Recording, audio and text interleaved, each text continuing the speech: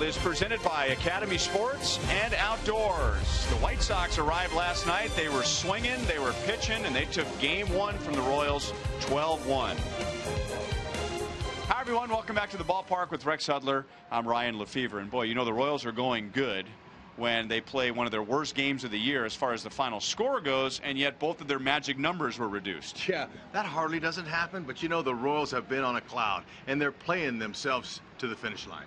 Let's look at some of the standings. The two standings that are important to the Royals right now are Academy Sports and Outdoors leaderboard. The division leaders on the left and where they are in the Central on the right. Yeah, you know, the Central 13 games looks really good. The team's comfortable about how they can finish the rest of this month here coming up before the postseason starts. However, they won't stop. It's important for the media and us to talk about these numbers here and the clinching numbers, but really the players, their focus is day to day. And it's that Toronto Blue Jays 5.5 games is what they want to capture that home field advantage throughout the playoffs. So 16 games for the Central, 23 games, any combination of Royals wins, Blue Jays losses that add up to 23, and the Royals will have home field advantage throughout the playoffs on the American League side. Tonight, the Royals will face Jose Quintana. He has never beaten the Royals, ever. Danny Duffy will pitch for the Royals, and his best start of the year was against Chicago back in July, and Joel and Monty will talk about that.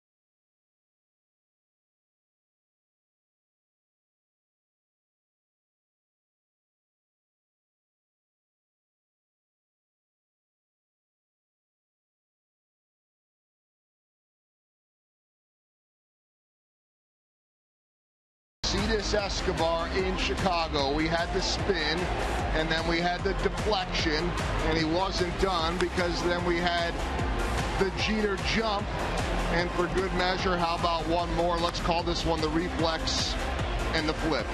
What a day for Alcides Escobar, and the guy perhaps that benefited from that the most was Danny Duffy.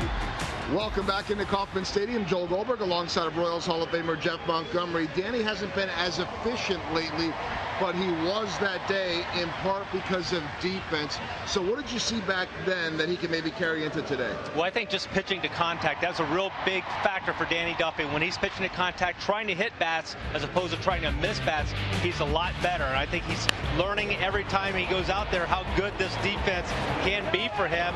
And we saw it again on July 19th, how good it was in Chicago against this very White Sox team. So hopefully he has great memories of that. He's going to go out and do his best. I think a really good first inning tonight. 3 ground balls will be a great way to set the table for the rest of this game. Went 8 innings on that day. You see the numbers in the return since the DL, and on one of the hotter nights lately, Danny Duffy walks in with the sweatshirt along with Drew Butera. First pitch coming up next.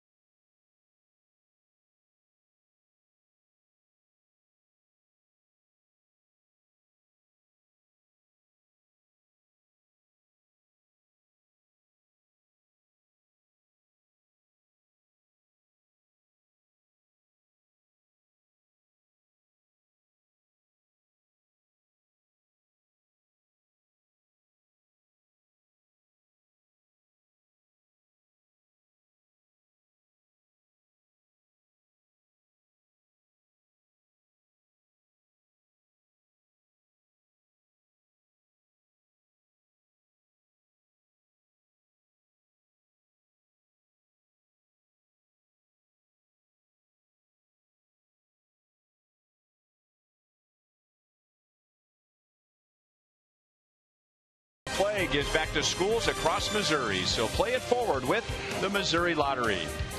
And by your Kansas City Chevy dealers. Visit your local Chevy dealers today for great prices on all the new 2015 vehicles. Chicago White Sox last night put an end to a 7-game losing streak against the Royals and then some, scoring 12, hitting 3 home runs and only allowing 1 run. And here's the lineup presented by manager Robin Ventura tonight, which includes Trace Thompson, the rookie in left field, who made a great diving play in the 9th inning last night. Giovanni Soto will be back at the plate. Gordon Beckham at second base. Changes from last night's game. They will all face Danny Duffy.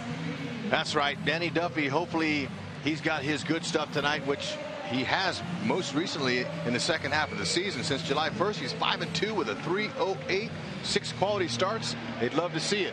Good fastball, averaging 93. We'll see some 96s from him. Slider, curve, and his changeup combination. Royals defensively tonight, presented by Ford. Alex Gordon, he's back out there. 3rd start since his return. This guy's the Platinum Glove winner from last season. That means the best defensive player, period. It's beautiful to see. He's saved 4 runs this year so far, and he has 4 times won that Gold Glove. He's solid, great, probably about 80, maybe 90% defensively. So don't expect the Alex Gordon early in the season. Vic Carapazza will call the balls and strikes. That's the crew chief on your screen, Larry Vanover. 23rd year as a big league manager. There's Vic Carapazza as Adam Eaton steps in. Last night he swung at the very first pitch from Chris Medlin and singled. This time he will take a fastball for a strike at 95. And Eaton is the only lefty in Robin Ventura's lineup tonight. Duffy's done a great job against lefties. There's a ground ball out to Infante. 2 pitches, 1 away.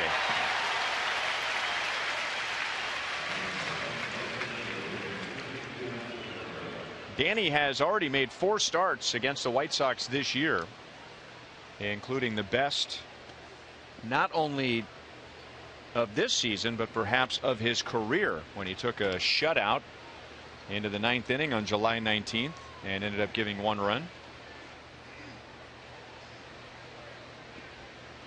Melky Cabrera with 1 out.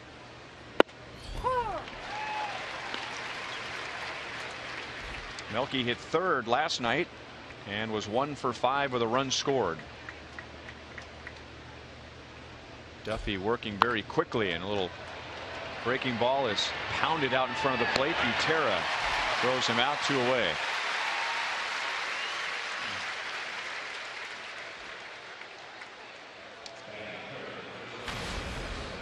Well, you can see what he's done against lefties and righties this year. It's the righties that really he has to control, keeping them in the yard. And that's by pitching hard fastballs in, change-ups down and away. Lefties, like I mentioned, Eaton's the only one. And since July 25th, Duffy has really done a good job holding the lefties to just a 125 batting average. So he's not worried about Eaton too much. It's these righties. In order to be successful, he's got to keep that ball down and pitch to defense, and he's been doing that very well in the second half of the season.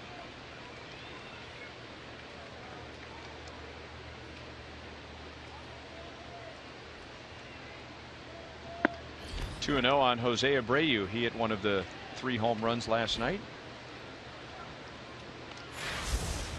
Talked about his pitch arsenal. It's a curve slider. Some people call it a slurve in the game, but you know, it's a good breaking ball, especially when he's commanding it. That's one of the pitches that Medlin had a hard time with last night, commanding that curve. It's a field pitch. But Duffy with 2 quick outs. That's a big change from the previous 2 starters that went out there for the Royals. Had tough times in the first inning. Good to see Duffy getting after these guys. Well, just a few moments ago, Jeff Montgomery said that the best thing for Danny Duffy would be a quick 3 ground ball top of the first inning. He has 2 ground balls. Now 3 balls and 1 strike on Abreu.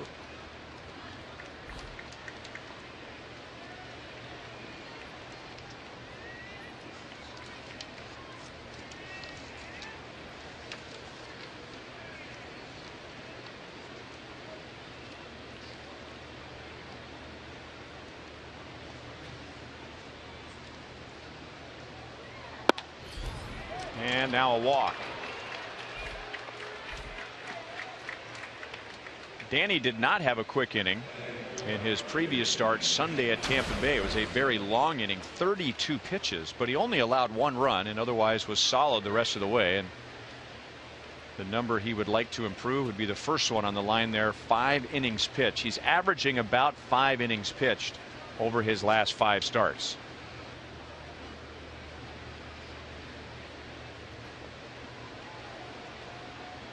Runner at first with 2 down to Avisail Garcia, and he's after a first pitch breaking ball that wasn't close. 0-1. Nope, tells me he was guessing first pitch heater.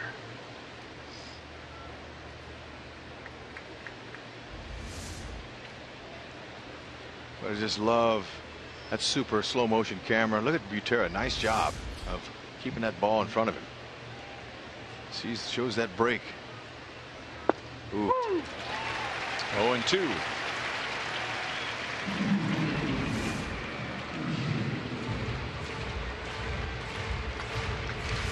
Garcia drove in one of the 3 runs in the White Sox 3-run first inning last night. Now down in the count, 0-2. Fly ball center field. Kane comes up, and Duffy needs just 12 pitches, facing only 4 White Sox in the top of the first. Nice.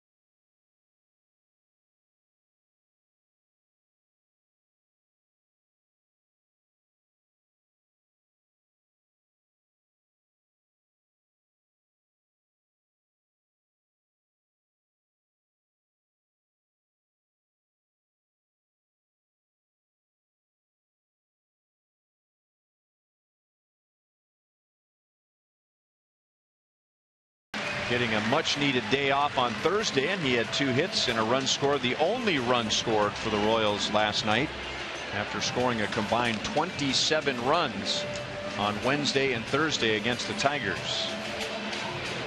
So that lineup will face Jose Quintana as soon as he gets his pants on, and the Royals will be facing Quintana for the 5th time. So both Duffy and Quintana already have 4 starts against their opponent before tonight's game. Well, you see Quintana has given up a 285 average against his opponents. 3.75, that's not too bad. Strikeouts 148, he's got that in him, but it's because of his deception. He's got a deceptive delivery, got some good pitches. He's going to average about 91, maybe 92 with his fastball. Curve, change, and he cuts the fastball into righties. Escobar after the very first pitch.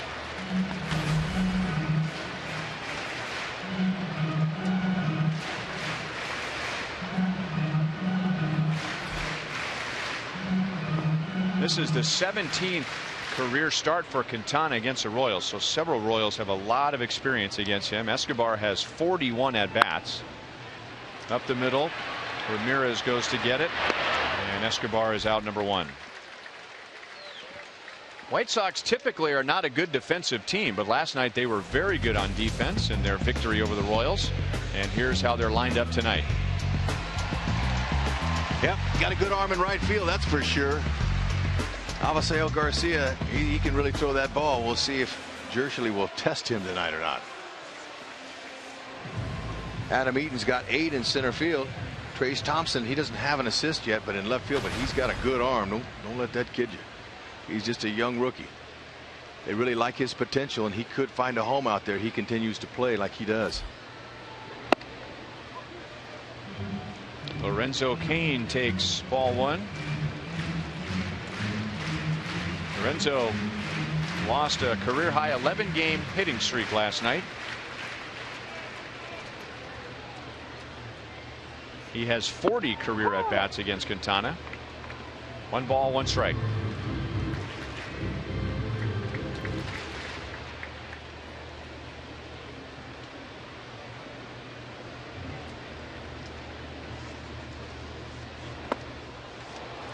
Two and 1.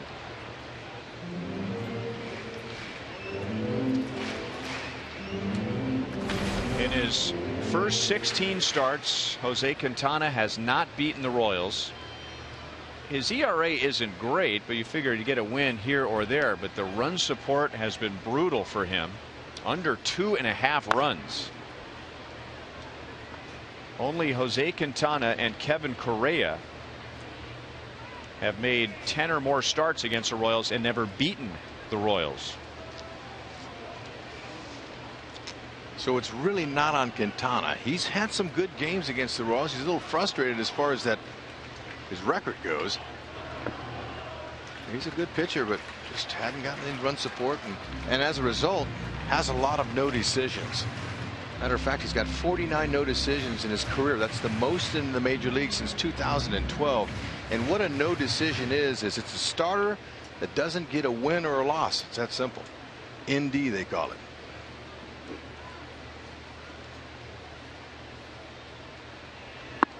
Curveball, and he took something off of it. Lorenzo out in front just enough. 2 outs.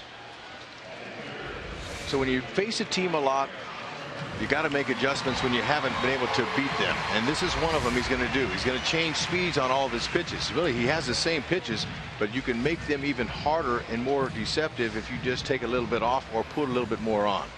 Add and subtract really can be frustrating for hitters. That was a really nice pitch to he threw to Cain. Hosmer jumps on the first pitch, and he is out on a ground ball to second base. Quintana has a 9-pitch bottom of the first inning.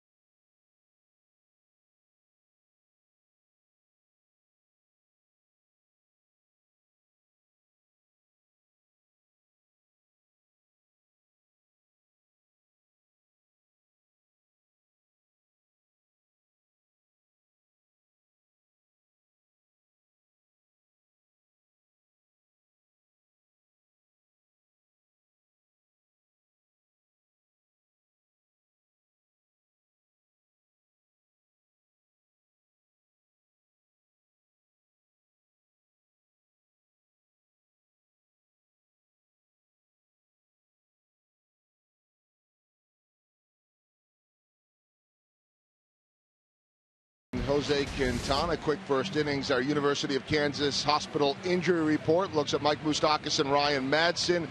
Both really just been getting treatment, getting rest, and getting those injuries healed up. In the case of Mike Moustakas, Ned Yost says should be available tomorrow. Really could be available today, and we know that Ned likes to wait one extra day. In the case of Ryan Madsen, he could have been available yesterday, and so today would be the day that he should be good to go. Both of them all in good shape. And, you know, talking guys to trainer Nick Kenny, he said that in the case of Moose, really after Sunday he re-aggravated his hamstring in St. Petersburg. Told Ned, you know, 3 to 5 days. It was really something that could have taken a few days. But with so many lefties coming up, with the lead they have, being able to be cautious, this really worked out perfectly. Make sure everything is okay. And both of those guys are absolutely ready to go.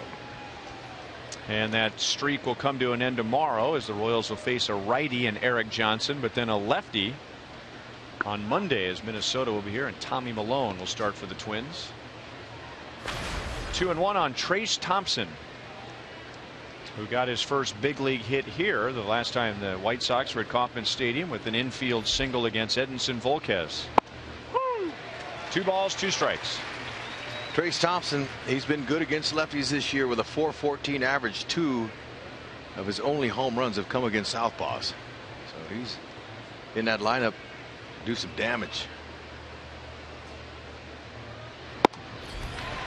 Fastball at 95 gets Thompson, and that's Duffy's first strikeout. Duffy been using that fastball more in his last 3 starts. He's realizing that that pitch is a plus pitch. And when he can throw that ball right about there above the belt, it looks hittable, but really it's hard to stay on top of and square it up. And as a result of that pitch, sometimes they foul him straight back, taxes his pitch count. So if he can put that ball down, and they'll put it in play. And now strike to Alexei Ramirez. Ramirez drove in 2 in the White Sox 3-run first inning last night. Ended up with 4 hits and 3 runs scored. Hosmer couldn't get it, and now nobody's over at first base. So Ramirez is on with his 5th hit in the first 2 games of the series. Tough pitch to Judge on the hop by Haas. He tried to wait as long as he could, and Duffy wasn't able to get over to the first base. And the reason he didn't go to first is because the ball was hit in the air. It wasn't a ground ball.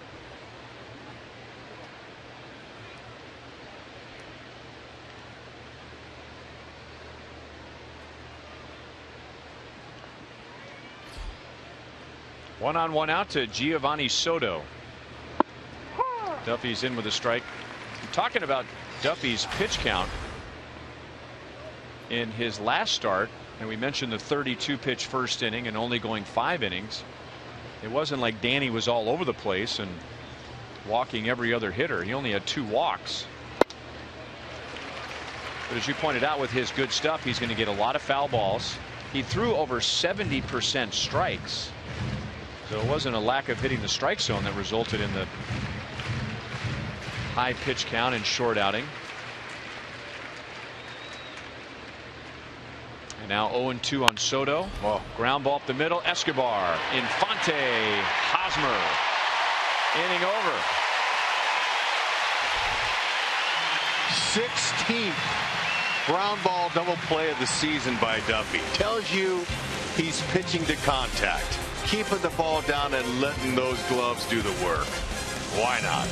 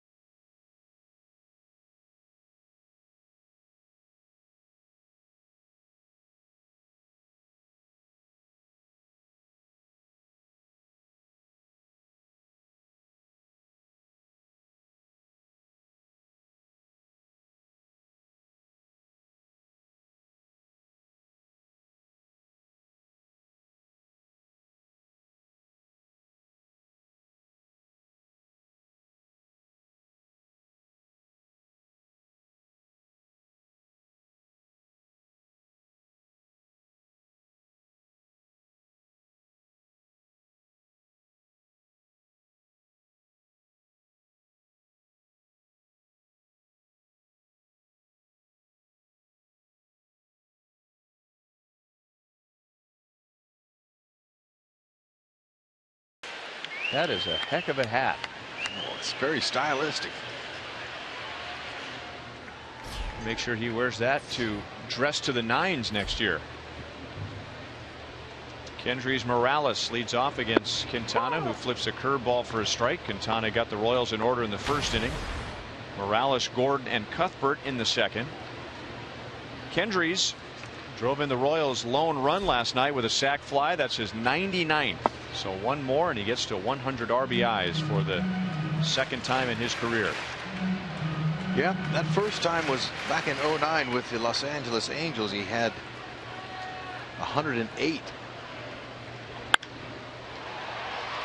Into the right field corner. He's got a chance. It is fair.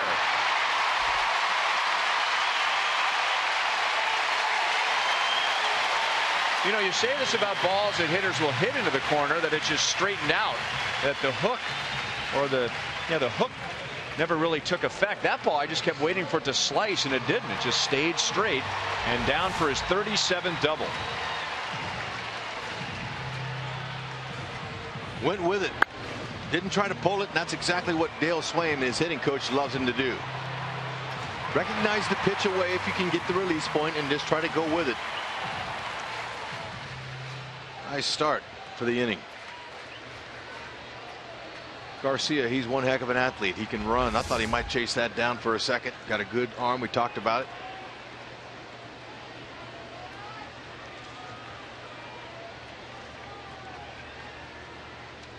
Third game for Alex Gordon since his injury rehab. 2 for 5 with a double and 2 RBIs. Also has a walk in his return and hitting .281 overall. What's been impressive is his .276 average against lefties. 4 out of his 11 homers have come there, and he's keeping that shoulder in. That's the reason. He's keeping his front side closed. He's not going after pitches like that because he knows most lefties try to get him with that breaker away out of the zone.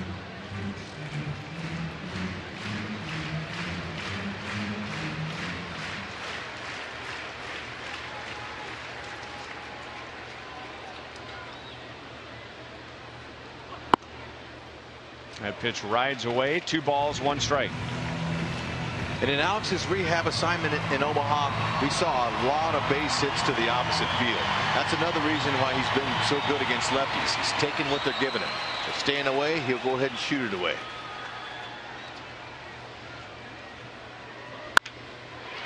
Base hit right field. Morales will be held. We mentioned Garcia's very good arm. There's nobody out. Mike Jerschele waited till the last moment to make sure Garcia fielded the ball cleanly. First and third, nobody out. And it's important for the third base coach to get in the view of the runner. And Jerschele does a good job of that. Watch Jerschele. Watch him at the bottom of your screen here, third base coach. He's watching the play, watching it. Okay. Morales coming home looking right at him, and you like that effort that Morales is giving him. Third base coach can only send you if you're given an effort. They like guys to come hard around third like Morales, and you see how he slipped. He put the brakes on. That's a good turn for the big man. And a big spot here for Cheslor Cuthbert.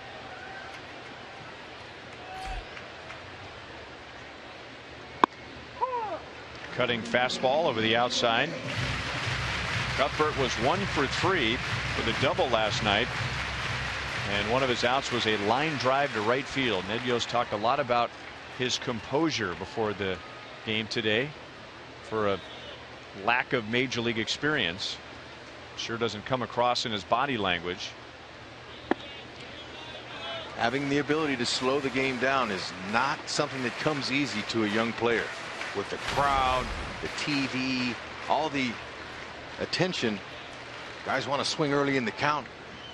Sometimes they fall into the trap of the pitcher, but not this guy. He's been 3 for 5 with a runner in scoring position so far early in his career this season.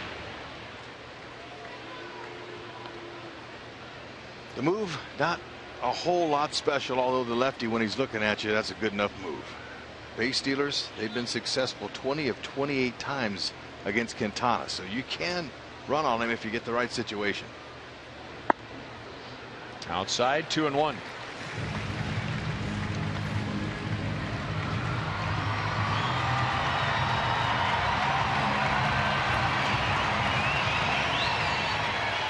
Another big crowd here tonight. Last night we had just under 37,000 for game one between these two teams. Ground ball. Abreu is going to come to the plate. And Morales stays in the rundown almost long enough. And maybe if Alex Gordon isn't coming off a severe groin strain that he tries to go to third base. He really thought about it, but might be running with 5 of his 6 gears and decided to stay put. And the Royals have runners at first and second and 1 out.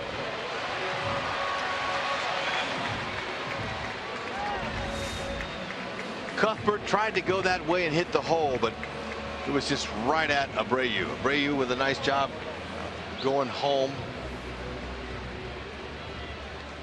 A 1-throw rundown. And you're right. I think Alex might have attempted that, but there's no need to.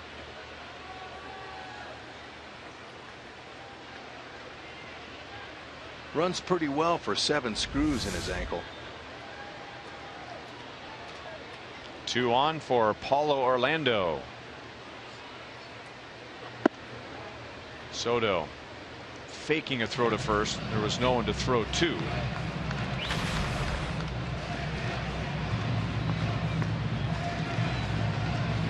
Paulo has done well against the White Sox, and he has done well against Jose Quintana, and there's a little extra motivation there going against the team that first signed him.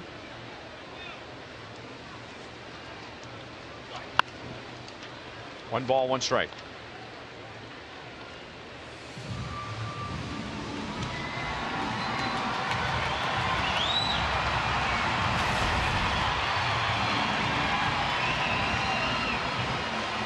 .292 is quite an increase over his overall batting average, which is .249.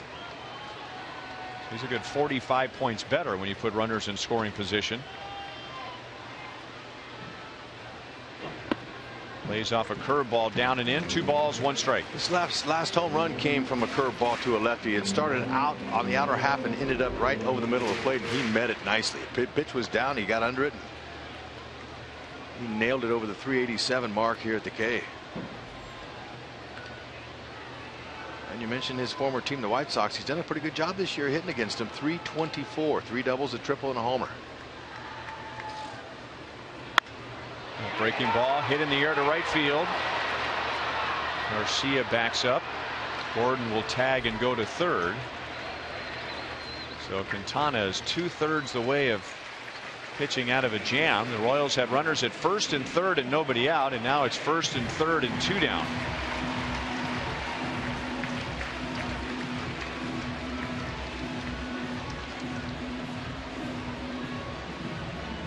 We remind you, as you enjoy a cold one, to look forward to Miller Time later in tonight's game, brought to you by Miller Lite. Omar Infante back at second base. Ben Zobrist was there last night. Zobrist has been playing that position more than any other since Alex Gordon's return.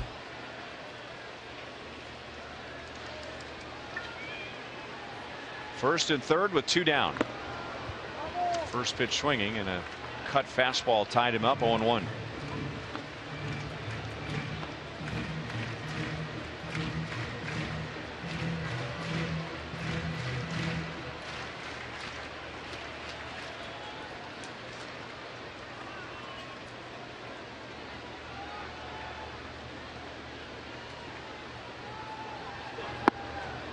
And now no balls, 2 strikes. Got Infante to chase 2 pitches out of the strike zone.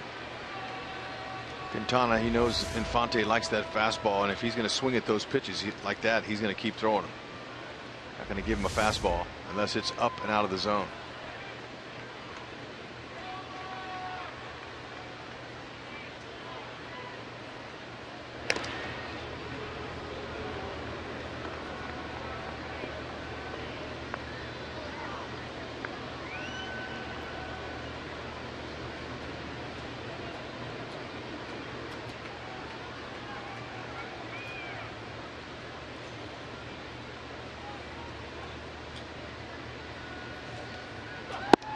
Fastball is outside. 1-2 on Infante.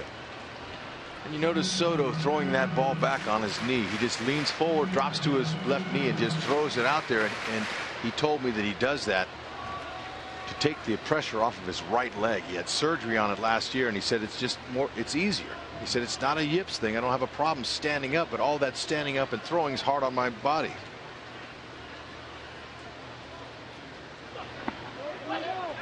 No swing, 2-2. Yeah, it's one thing to be in a crouch, but if your knee is bad, getting into a crouch, coming out of a crouch, getting into a crouch, coming out of a crouch, before and after every pitch. Right. He did a great job there keeping that ball in front of him. Quintana has 4 wild pitches on the season.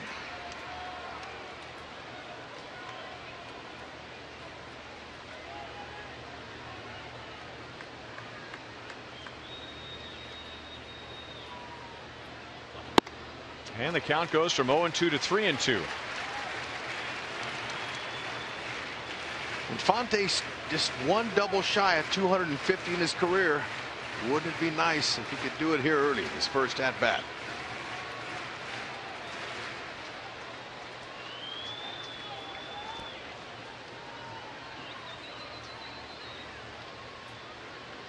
It's not going to be a straight one. Breaking ball. Did he go? Home plate umpire Vic Carapazza rings him up.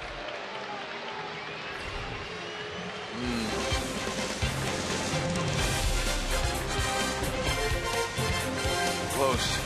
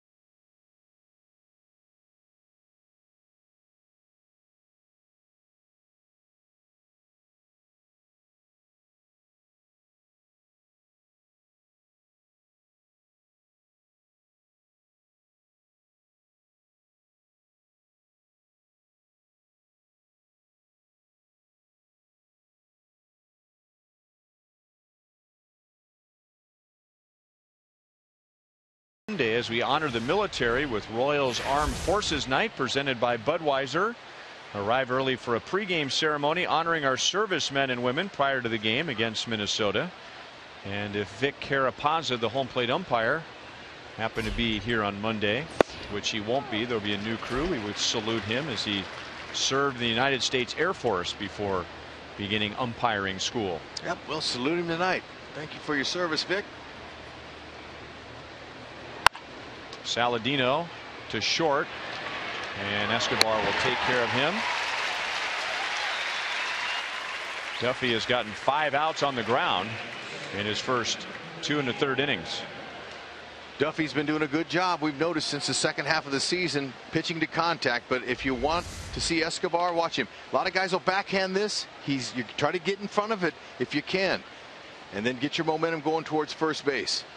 Escobar's going to circle around to the ball, get in front of it perfectly, get his feet and his shoulder lined up to his target.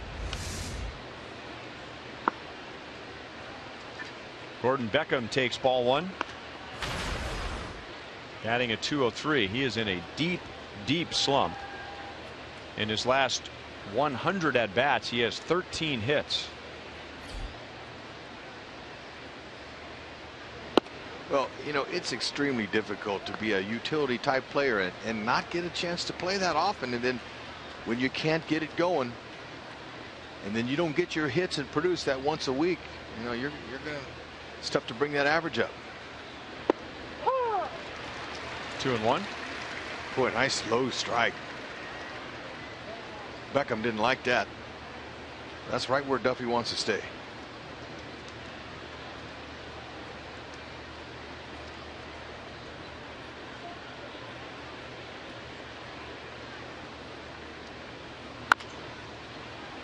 Jammed him, and it got Beckham on the leg.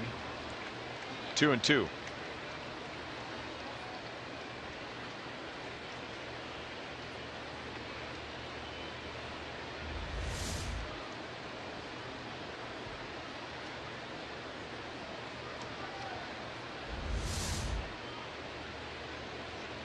Long-time second baseman Gordon Beckham became a part-time player last year, was actually traded to the Angels at the end of the regular season and then signed back with the White Sox to be a utility man. Nice grab. The guy with no glove made the play in front of the fan who did bring his glove. Yeah. Front row souvenir. No problem, one-handed.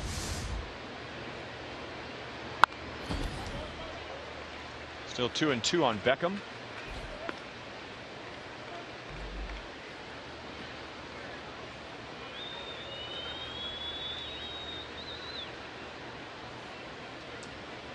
Duffy with a good rhythm and tempo, just waiting for Beckham, who's trying to slow Duffy down.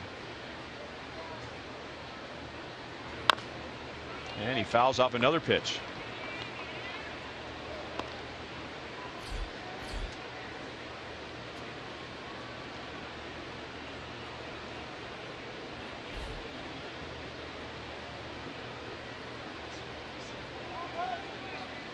He is fouled off 4 in a row. Here's another 2-2. Full count. Adam Eaton is on deck.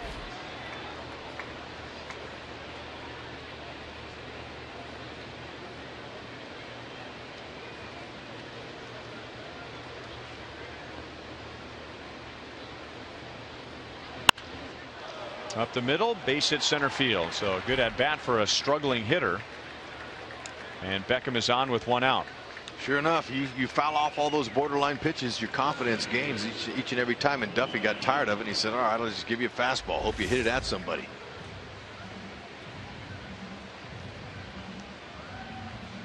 Did a good job of keeping all those pitches out of the middle of the strike zone.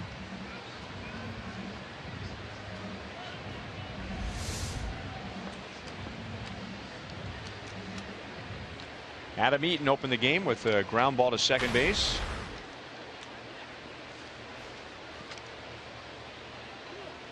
He had a 4-hit game last night. 2 singles, a double, and an impressive 3-run home run in the 8th inning. He's not very big, but that was his 11th home run of the year.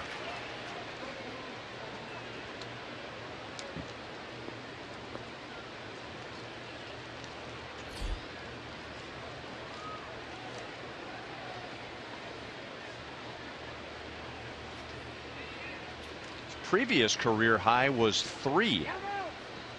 Well, this season he wanted to muscle up a little bit. I heard that from some of the White Sox people talking about. Came in, he says, I want to pull some more home runs, and that's where he gets most of them.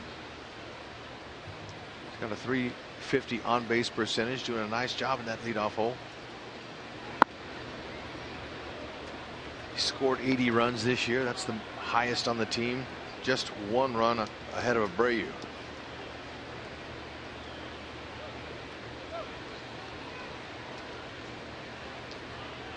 I said his previous career high is 3, and that's right, but last year he only hit 1. So if that was his goal, to hit more home runs, man, mission accomplished. Now if just some of the other power hitters would follow the same suit, like they were expected to this year, the White Sox would have been able to have a much better record because their starting pitching has been great.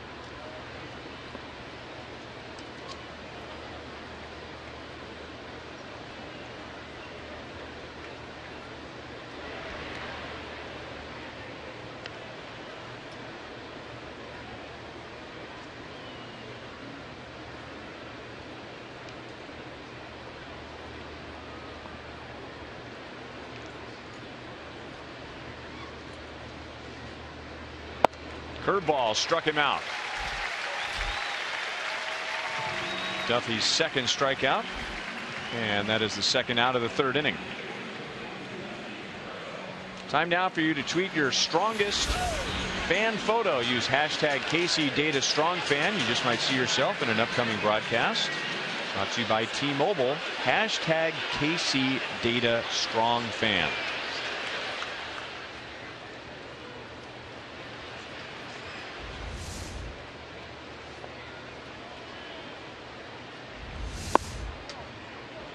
Ball one to Melky Cabrera, who is taking all the way.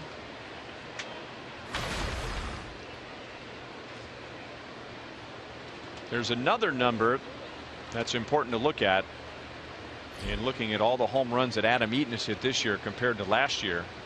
He has also had quite a spike in strikeouts, so he has paid the price for a bigger swing. We still have a little more than 4 weeks to go in the regular season, and Adam Eaton already has 29 more strikeouts than his previous career high. And when you try to hit homers, you're going to overswing. So the question comes up, okay, that's impressive, a guy of his size, and he's strong, hitting all those home runs, but is that what you want from him?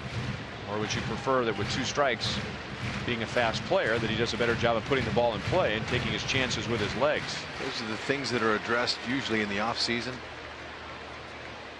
After it's over, manager he'll make individual calls sometimes in the offseason to players and talk about their game, or sometimes he does it the last week of the season.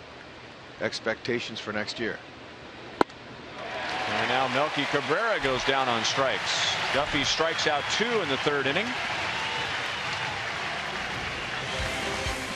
No score at Kauffman Stadium.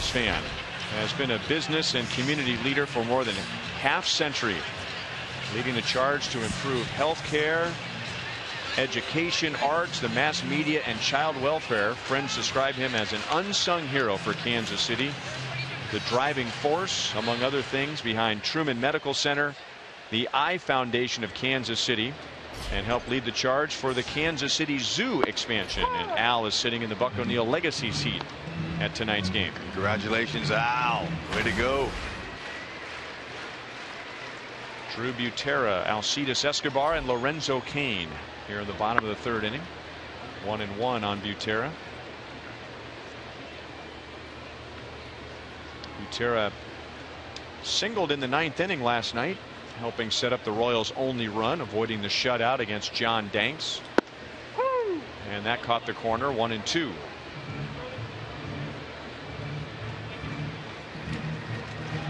Royals in the second inning had runners at first and third and nobody out, and Quintana pitched out of it. 2 balls, 2 strikes. Did that by teasing Infante with some curveballs down. He's been doing that all night. The Royals going to have to discipline themselves to stay off of that low curve, and that all is about picking up that release point on that curveball.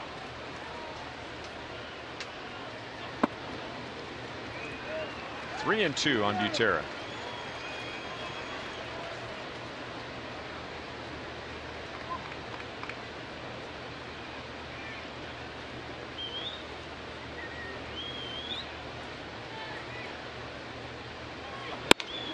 And gets the strikeout. So similar to the matchup with Infante. He got ahead of Infante. Infante worked a full count, but when Quintana needed to make a pitch, he did. And that is his 3rd strikeout. Our Toyota League leaders for tonight among starting pitchers. As a staff, the Chicago White Sox have thrown the most innings. The Royals, by the way, are 14th. But even with those numbers, the Royals are second in the league in ERA, and the White Sox are 10th in the league in ERA. Yeah, and the Royals are 30 games over 500. So really, I mean, does it mean all that much if you have a great bullpen? I know that the innings number for starters is always a priority for Dayton Moore in the offseason. You know, he wants to try to get guys in there and try to reach 1,000, but that doesn't happen. Look at the results anyway. It's all you want is wins in this game. Breaking ball, strike. Escobar grounded out to short in the first inning. And the game has changed. I think even some of the old school, when I played, you know, starters went 7 or 8 every night. I mean, it's not that starters are softer today. It's just that the game has changed. The bullpens are better.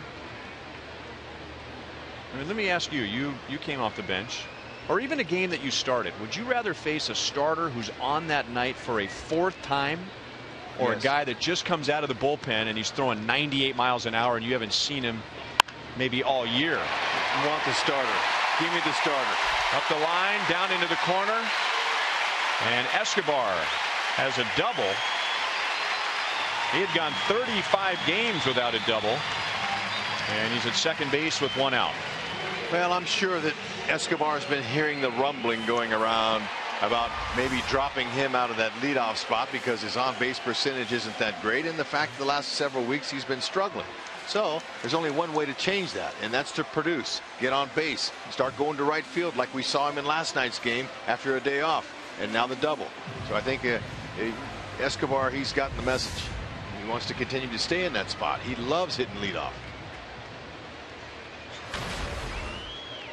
But yeah, back to your point, I would rather see that starter for the 4th time, and I'm going to get that guy. But now it's different. They bring in those guys out of the pen, and that's what shuts down games.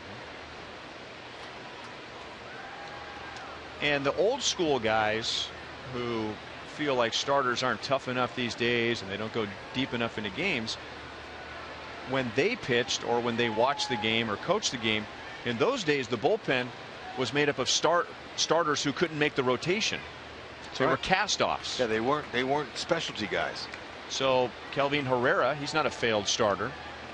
Wade Davis, you can make a case that at one point Wade Davis and Luke Hochevar didn't work as a starter, but in their roles now, it's not that they're failed starters. They are thriving relievers. Greg Holland's not a failed starter. So I think the rest of the baseball industry is taking notice. Teams are carrying more relievers than they used to.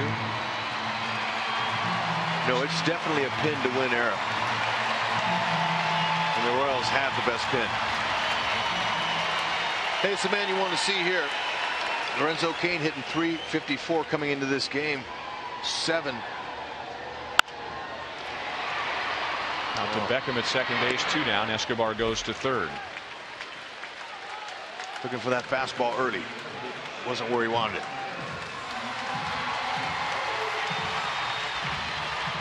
Vote for the Royals Player of the Month at rallyhouse.com. You'll be entered to win a majestic prize pack from Rally House. Ben Zobrist was the Royals Player of the Month in August, but Eric Hosmer received several votes. He had a Player of the Month type of August. Quintana got him on a ground ball to second base in the first inning.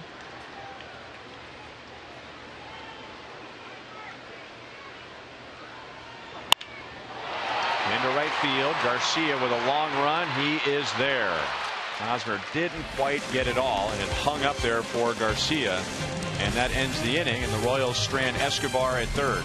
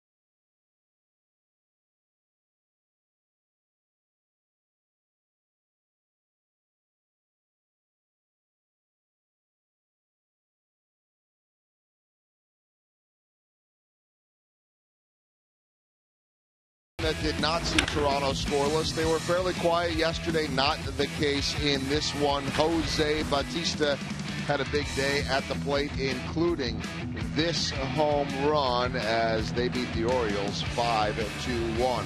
Some more good injury news for you guys, and we had told you that it could be a while on Alex Rios and Kelvin Herrera with the chicken pox, but talking to Nick Kenny today, said they're doing very well. They're feeling healthy. They haven't had that sick feeling that comes along oftentimes with the chicken pox, so they've been able to work out away from the team, and as soon as all those bumps or lesions heal up, which is coming pretty soon, they're going to be able to jump right back in there, maybe a little quicker than some expected. But you know, Nick was pointing out to me that these aren't just your typical adults. Great immune systems. These guys are top-notch athletes, and that might actually help them here getting back a little bit quicker from the chicken pox than some others. Good news. 2-0 to Jose Abreu.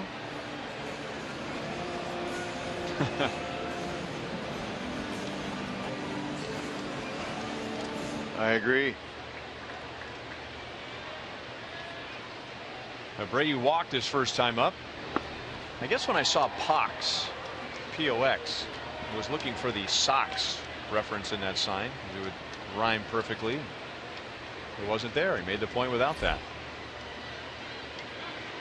Abreu, Garcia, and Thompson. Danny Duffy has struck out 3. He has only allowed 1 fly ball out. So he's kept the ball down so far against the White Sox, who scored 12 and hit 3 home runs last night. And that is low. A 4-pitch walk to Abreu. Second time he's walked Abreu tonight. And we welcome in Jeff Montgomery And this is probably not a fair question to ask you because of how you made a living, but Hud and I were discussing last half inning that I think the old school feeling about starters don't go deep enough in games these days isn't as strong as it once was because bullpens are so much better in that, you know, and I asked Hud the question, would you rather face a starter that's on top of his game for a 4th time or have 3 at-bats against him and then Wade Davis comes out of the bullpen? Yeah, that's a good question. I think if I were a hitter, I certainly would not want to be facing Wade Davis. I'd rather face a guy that's maybe got 100 pitches under his belt, 120 pitches like they used to be. And I've already seen him 3 times. Right. Got a good idea about what he's got. And even if it's not Wade Davis, it's a guy you haven't seen yet, right? Who's going to give you a completely different look. And I'm going to go over and I'm going to ask the hitting coach the book on him. I'm going to say, okay, what's this guy got? Because I got to redo him again. I got to think about what he's going to get, he's going to get me out. So yeah, it's a whole different ball game now. So maybe there's an argument out there that pitchers don't go as deep as they once did, and they didn't. I mean, that's a fact if you look at the innings. But I think the conversation is changing, where part of that argument was the game was suffering because of that. I don't think the game is suffering because starters aren't going deeper into games. Well, I agree, and I think if you look at the value of starting pitching and what they are, you know, how much they mean to teams, you have to protect those investments that you make on. You're going to pay these guys a lot of money. You have to protect them. Duffy with a body block on that ground ball, no out, but he kept it out of the outfield. Abreu goes to second, and Garcia's on with an infield single.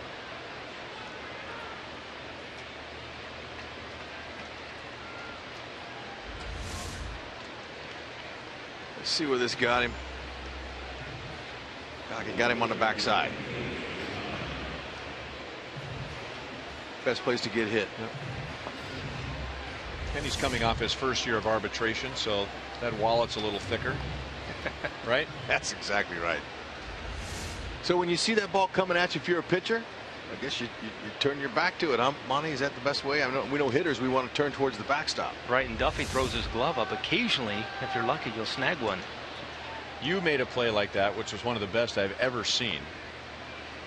I can't remember the hitter or the team. I remember it was a day game. Trace Thompson didn't quite get it.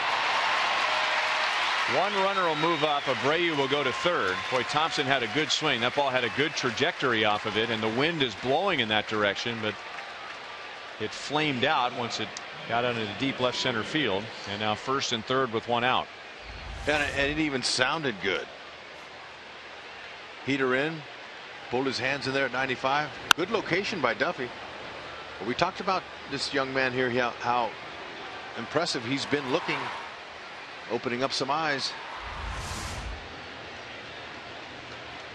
Remember the play I'm talking about? Yes. Who was the hitter? I have to think about that one. Right, day game. Behind the back. Reggie Jefferson. Reggie Jefferson. There's no chance you could have seen it, but you're athletic enough to know where to put your glove. The ball caught me. See if Duffy can get Ramirez to ground into his second double play of the night for Duffy. Good spot there. Keep her down. And he sped up his motion and caught Ramirez off guard. And Ramirez has grounded into 16. That's a team high, tied with Abreu. Ramirez was on with an infield single in the second inning. Little bloop that landed over Hosmer and landed on the dirt. Very close. Butera liked that location. 1-2. I guess when you're as hot as Ramirez is, you're going to get some lucky breaks like he got in his last at bat. Might have got one there too. You know, Monty, you talked a lot in the pregame show about Duffy pitching to contact this year, and that's made a big difference in him, especially in his pitch count tonight, just 52. That ball is blasted to left field. Oh, man. So Thompson didn't get his, but Ramirez got his. And Alexei Ramirez with another big game. The White Sox have a 3-0 lead in the fourth inning. He had a 4-hit game last night with 2 RBIs. And now 2 hits and 3 driven in tonight. Well, he didn't want to pitch to that kind of contact. A mistake. Breaking ball right down the middle. Wrong pitch to the wrong hitter. He's hot. Alexei's 9th homer.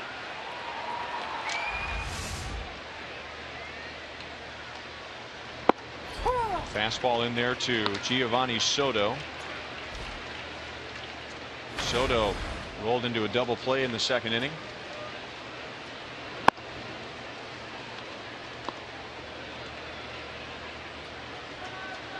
So the White Sox, with the fewest home runs in the American League, have hit 4 in the first 2 games of this series.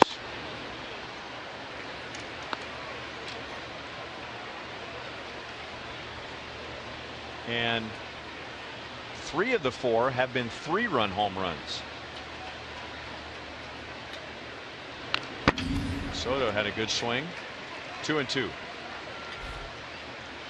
Sense a little frustration with Danny Duffy here in this at bat against Giovanni Soto. You can tell that he's frustrated. He left the pitch over the plate to Ramirez, and now he's got to get back on track. Otherwise, he won't let up.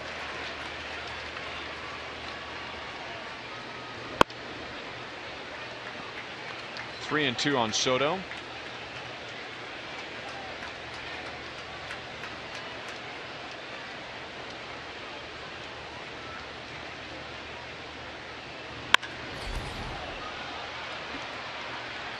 Shallow right center. Kane and Orlando are there. Kane will bring it down, 2 away.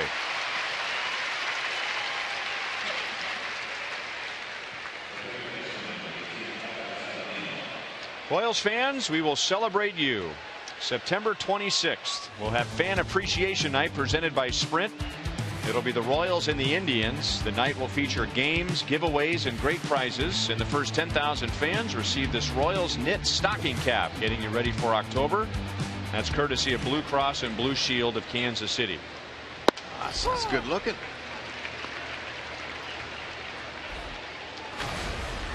Saladino grounded to short in the 3rd inning. Duffy picking up the pace and misses in the dirt. 1-1.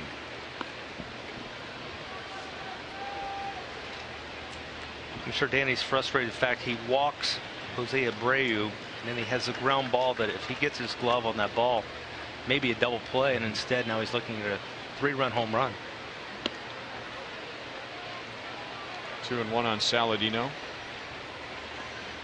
It's important that he continues his focus and is able to let that go. You have got to be able to let that stuff go. The sooner the better.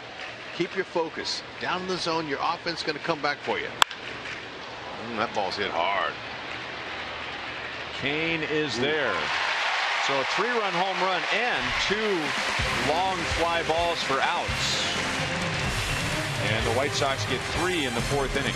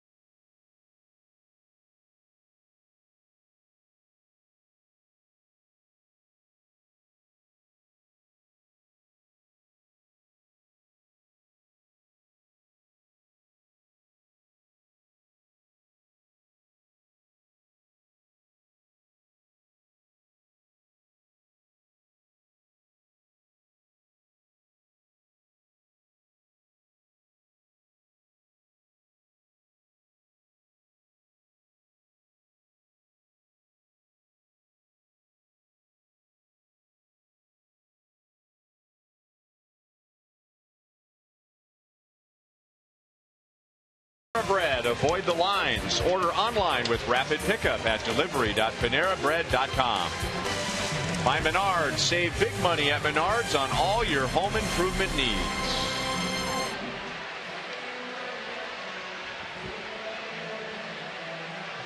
Last little bit of sun and the days are getting shorter. White Sox got a 3-run home run from Alexei Ramirez in the top of the 4th inning. Royals have the middle of the order coming up, beginning with our most trusted player, brought to you by the most trusted brand, Honda. And in his last 10 games, Kendrys Morales has driven in 14 and 99 on the year. He doubled his first time up, also leading off an inning. And he takes strike 1 from Quintana.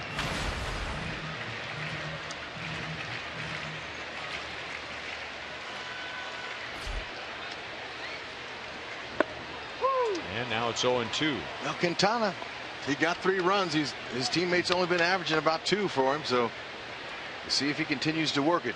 Good stuff. This guy's fearless. He's working in and out, changing speeds and up. That's where he wants to go there.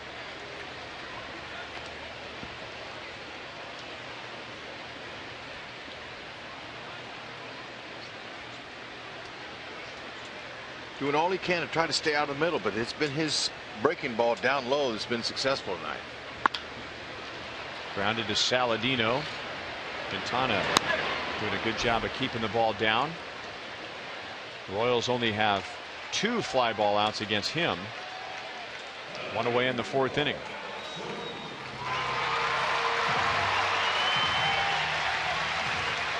A lot of Alex Gordon signs during this homestand, the second to last homestand of the regular season. Alex singled to right in the 2nd inning, and that put runners at 1st and 3rd with nobody out, but Quintana got out of it. At the knees for strike 1.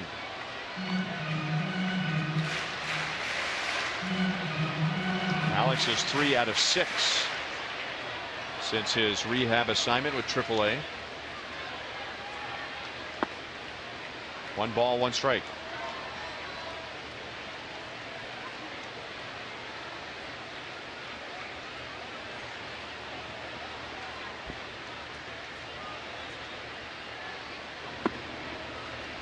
You know, Monty, I've always noticed Quintana when he starts his delivery, he has a little pause.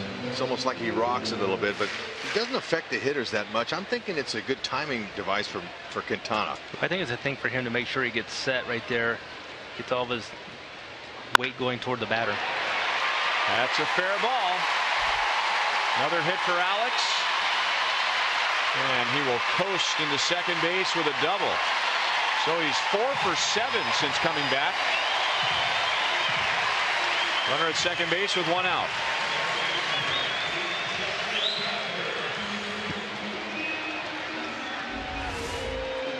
You're going to see he's going to take this little, almost a stutter step that you see.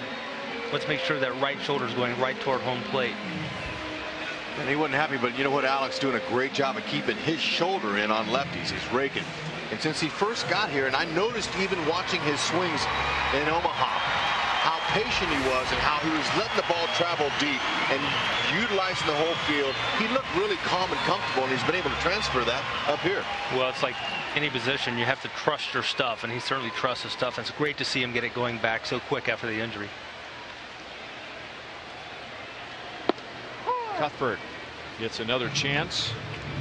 He was the first man up after the Royals had runners at 1st and 3rd in the 2nd inning, and he grounded to Abreu, which resulted in an out at the plate. And that was the biggest out for Quintana. Now he has Alex at second base and grounds it to Ramirez. 2 down.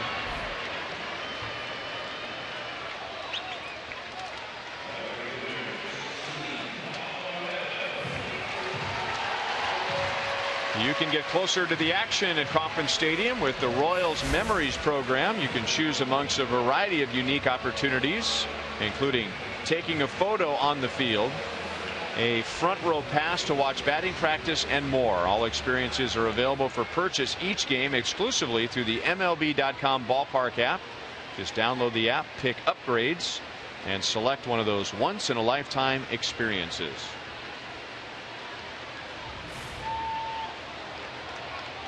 Paulo Orlando with Gordon at second base, 2 down.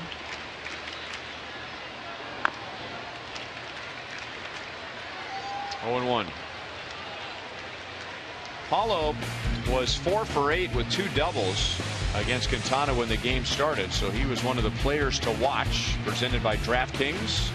Go to DraftKings.com, enter the promo code BRoyal to play daily fantasy baseball for free.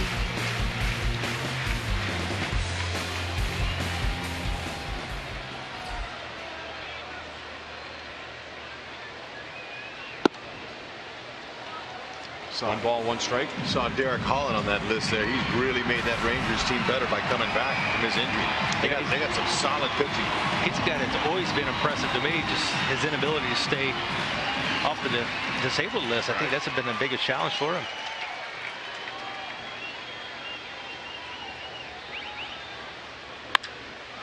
Drilled to right field. Garcia is back, and he is there. Similar to last night, the Royals have hit quite a few balls right on the button, but it seems as though a White Sox defender is right there, and Quintana has 4 scoreless innings.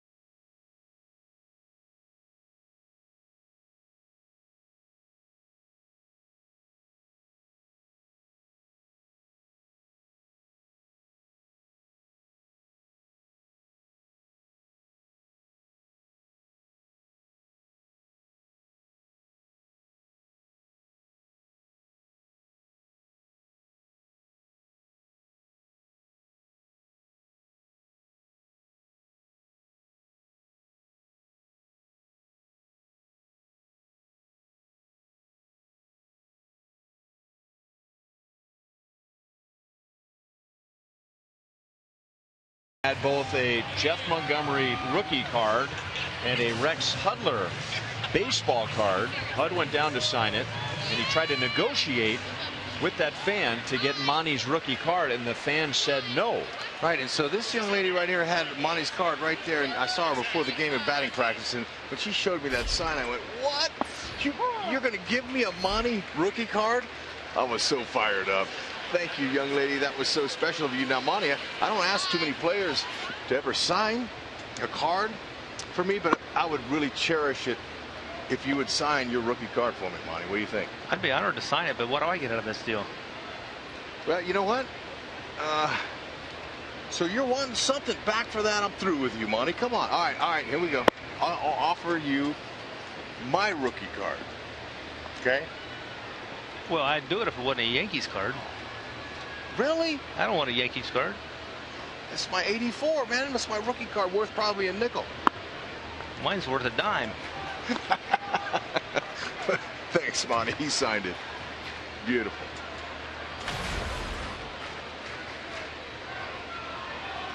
And I'm going to put my boots on. The thick ones that go up to the knee. Hey, I can't help it. Like a kid at heart, I'd love to get an autograph. I don't get them very much, but Monty, thank you very much, man. You bet. I appreciate it, bud. My feelings aren't hurt too badly, though, that she didn't want my card. I'm going to give it to that young gal out there, and she'll take it. You think? I don't know. Gordon Beckham leads off the 5th inning, and he hits it to right field. Paulo Orlando to the track to bring it down with 2 hands.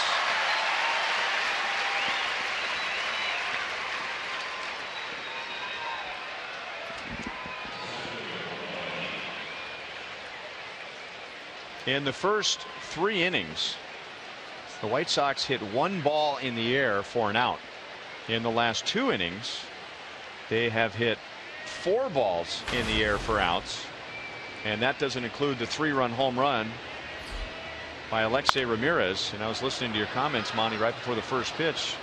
You were telling Joel that, you know, the best thing for Danny Duffy to get this game started would be to get 3 ground balls, quick tempo, low pitch count. Well, he almost did that. He got 2 ground balls and a fly out, low pitch count, got a double play in the 2nd inning, a ground out, 2 strikeouts in the 3rd inning, and now the White Sox are starting to elevate him. Yeah, he's gotten a couple balls up. In fact, if you go back to his strikeouts in the 3rd inning, he had Adam Eaton with 2 strikes. He throws a breaking ball, and it's really not a quality breaking ball. Stays up there, but is up above the bat. That's not really where you're going to be. Same thing here with Cabrera. Got a curveball up in the strike zone, but fortunately got away with it.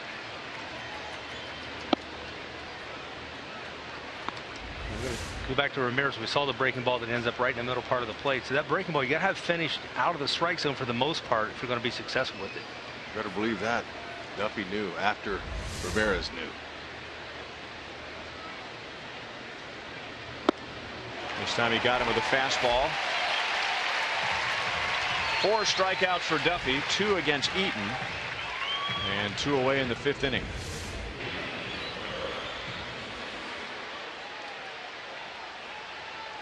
Nice giddy up on the 94-mile-an-hour fastball.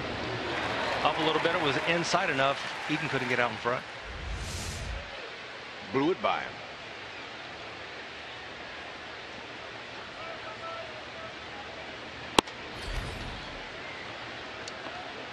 Melky Cabrera has grounded out and struck out.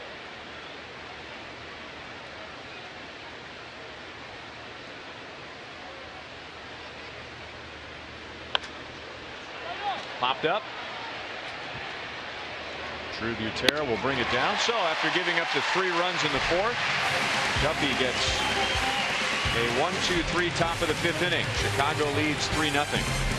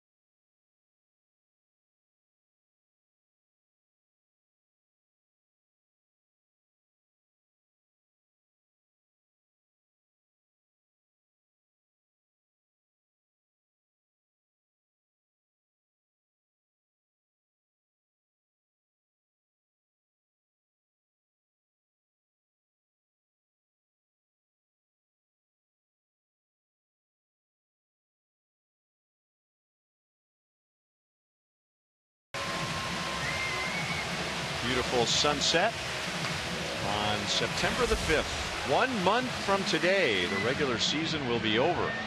Here's what's cooking at the K, presented by Farmland. It's been cooking at the K lately with temperatures in the low 90s. Mike Sweeney bobblehead tomorrow for the afternoon game. Armed Forces night on Monday with Minnesota in town, and then that series in homestand finishes up with a student night. And then just 1 more regular season homestand after that. Omar Infante, Drew Butera, and Alcides Escobar trying to figure out Jose Quintana. To be more accurate, trying to figure out Jose Quintana with a runner in scoring position. The Royals are scoreless so far in 4 innings, but they're 1 for 8 with a runner in scoring position. That's a lot of opportunities in the first 4 innings. Infante deep short. Ramirez off balance throw is right on the money, and Omar is 0 for 2.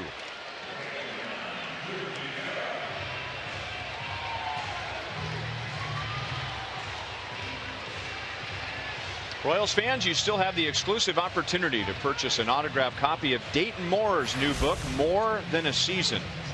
100% of the proceeds support Dayton's charity, See You in the Major Leagues. So purchase your autographed copy today at Royals.com or here at the Majestic Team Store. Drew Butera with 1 out, and he takes low.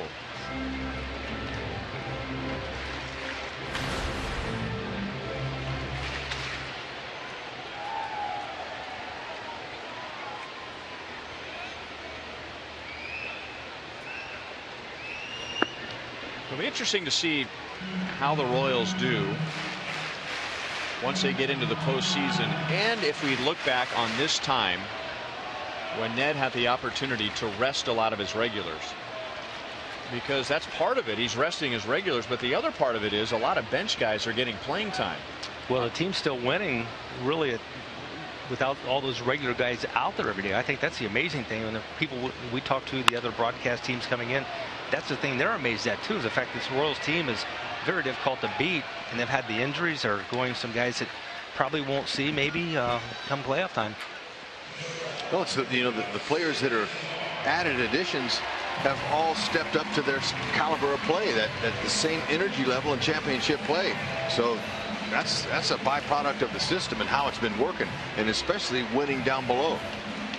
If somebody has to come out of a playoff game early, or if there's an injury or whatever, different from last year where basically the starting 8 position players and the designated hitter were playing every day right into the playoffs. There was a bench made up of some players who weren't getting a lot of playing time. This year it's going to be different. There will be guys available off the bench who played quite a bit in the final 2 months of the season.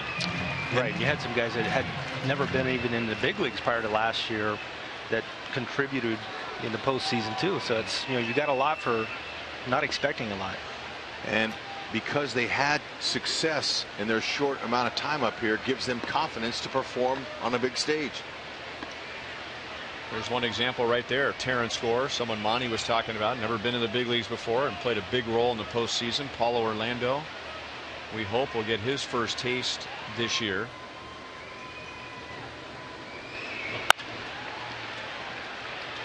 Quintana hits the Royals quickly in the bottom of the 5th inning.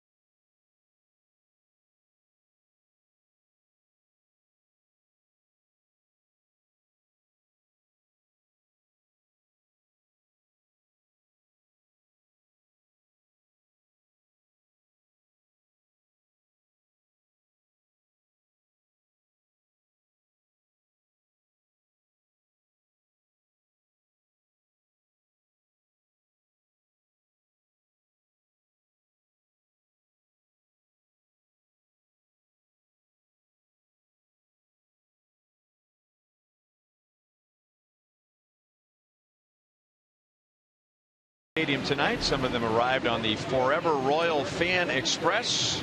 Today's University Day wraps up our series this year. University Day's program set a record attendance this year. Great to see fans from all over the region at the games. We tried to get a chant out of them, but you know, they had a little bit of 3-hour drive, and so they weren't as enthusiastic as they are now in the ballpark. Jose Abreu is on for a third time. He walked leading off the fourth inning and scored on the Ramirez home run. There are some of the Wichita State themed Royals caps here tonight.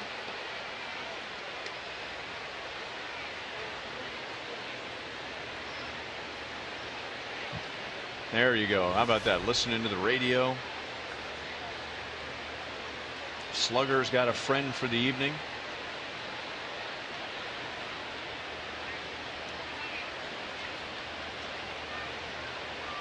Slugger and Wushak.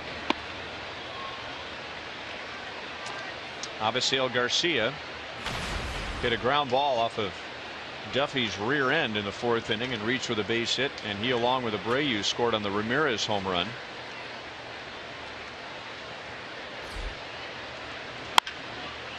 There's a chance for two.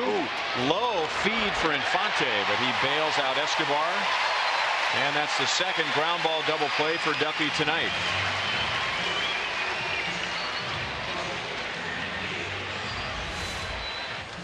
Yeah, routiner now. Escobar, he kind of missed with his release point there, underhand. But Infante was quick with the catch and throw. So I guess the first man was sure. Infante was quick. Those guys are so good up the middle. 17th ground ball double play induced by Duffy. That's 10 more than all of last year. Goes back to what you were saying, Monty's learned how to tell himself less is more in certain situations.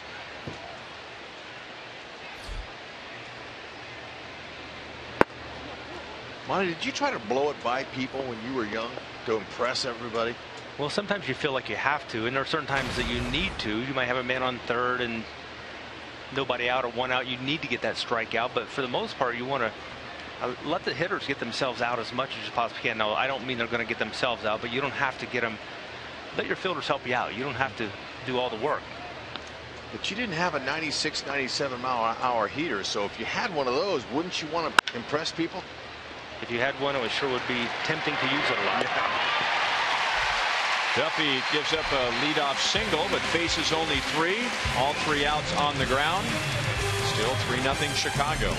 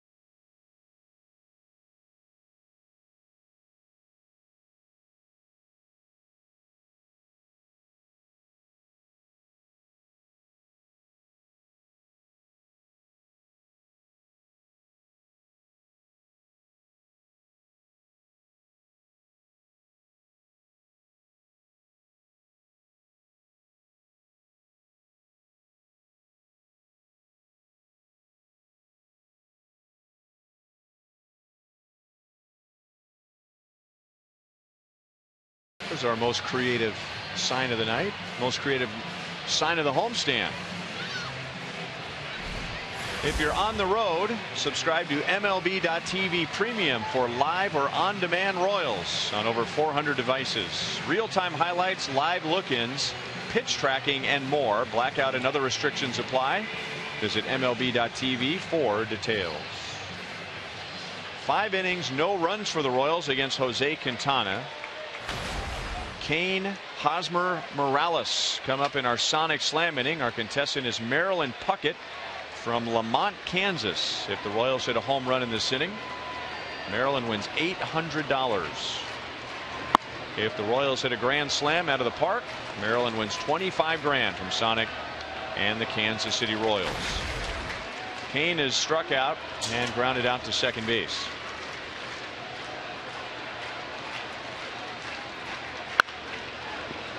One ball, one strike.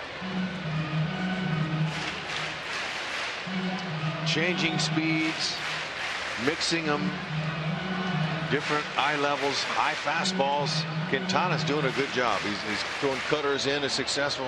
Yeah, very successful. Only 67 pitches here in the 6th inning. He's working it. Down and away, 1 ball, 2 strikes. Only one long inning, and it wasn't a real long inning. 21 pitches in the 2nd inning. That was the best scoring opportunity for the Royals. They had runners at first and third and nobody out, but Quintana made pitches and got out of that inning. 2-2 on Kane. The thing he's done a really nice job of tonight, he's been on the attack. He's thrown a lot of strikes, but the pitches he misses with, they're missing off the plate. They're not in any part of the plate where Royals hitters can do a lot of damage. And, you know, he's taking advantage of the aggressive offense that the Royals have. And a lot of pitchers try to do that, but they make mistakes. And that's what the Royals capitalize on, especially hard throwers. They love those guys.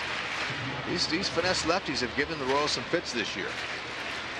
Although the Royals, they are 26-23, they have a winning record against lefties this season, but some of them, that's a good rip there. He almost got that.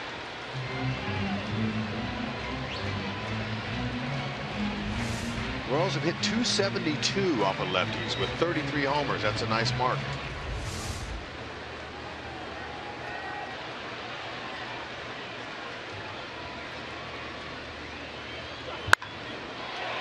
That is foul off the side wall. Nice play by the Royals ball boy. Tough play. Yeah, and he backed up and played that off the wall perfectly. Guthrie wants no part of that guy. Look at him back up and watch him stay down. Went right with it. Foul the other way.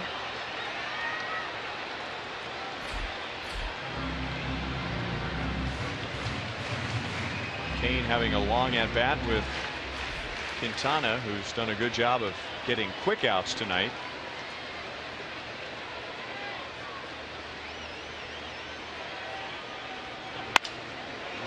Jammed him badly. Race to the base. Quintana gets there before Kane. And that looked like ball 4. Well, again, that's that cutter in, and he set it up with all those changeups away, and he got Lorenzo looking away, but then that surprised him, that cutter. And look at Quintana, great job of keeping his balance after the pitch and busting it over there. You saw the route that he took to first base, Quintana, after a ball was hit. A lot of times you'll see the pitcher will kind of take that route where he goes to the first base line and runs up the line, but with Kane running, no chance to get there. He had to go directly to first base. And the reason that the pitcher goes up the line, it gives that first baseman an easier target to throw to. Sometimes it doesn't work out that way.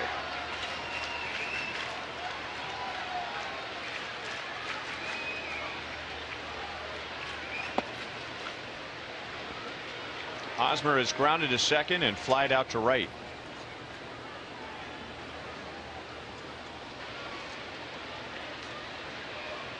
Royals only have 4 hits, but 3 have been doubles. 1-1.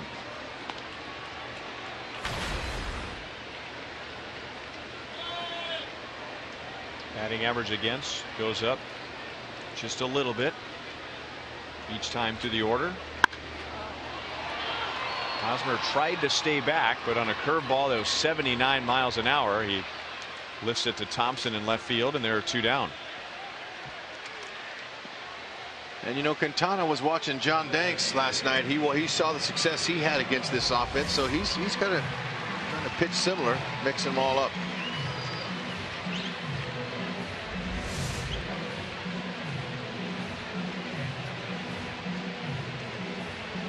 John Danks pitched his second complete game of the year last night. Did not allow a run until the 9th inning on a sac fly by Kendrys Morales.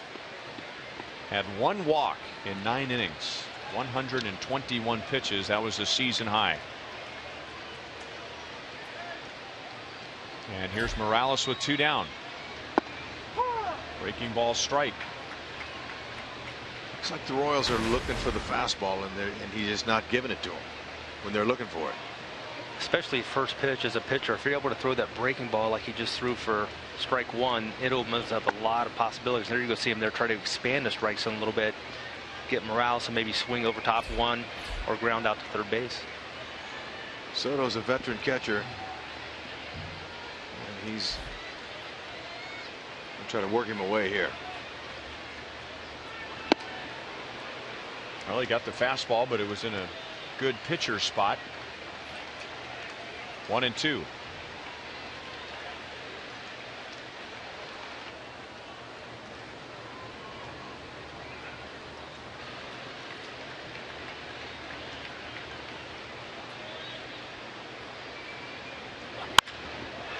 There's a base hit into right center field.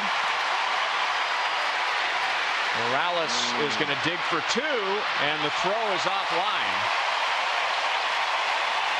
2 doubles tonight for Kendrys Morales. 4 out of the 5 hits for the Royals tonight have been doubles. And for Morales, that is double number 38. And he thinks middle of the field. Okay, when you're thinking middle of the field and you get the cookie, there you go. He's not trying to pull that. He squares that up perfectly. Look at that, no head movement at all. Kept his head still. Nice little low to the lower half. And he's thinking middle, and he got it. And giving it his all. Digging hard for second base. He earned that one. That throw's on the bag. It would have been close. Inside to Alex Gordon, who is 2 for 2 and has one of the doubles.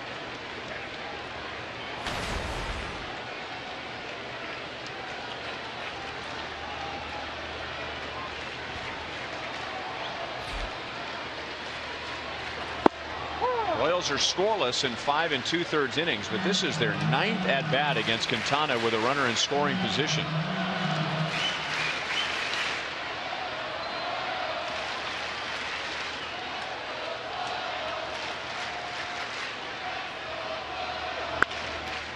Pulled foul, and it's 1-2.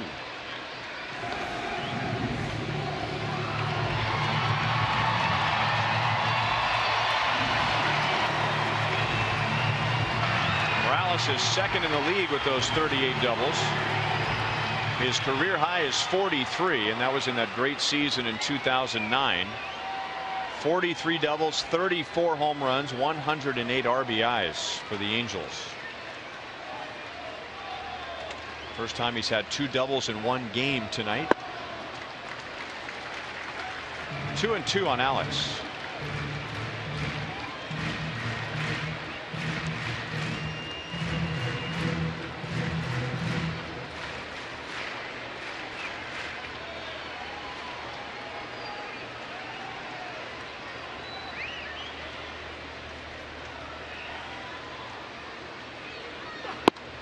Fastball up, got him.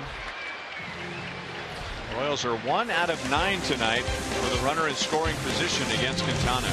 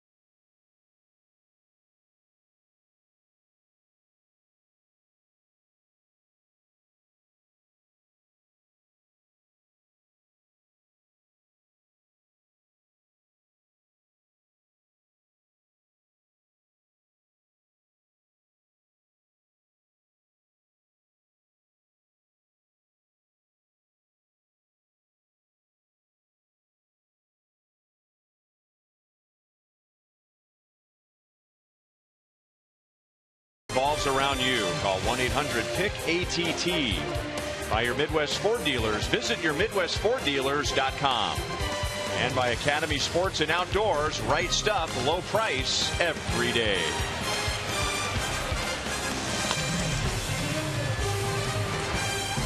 Office Stadium filled up on a nice warm night for early September.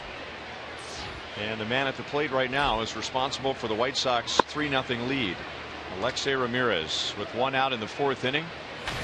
He jumped on a hanging breaking ball and homered to left field, driving in Garcia and Abreu.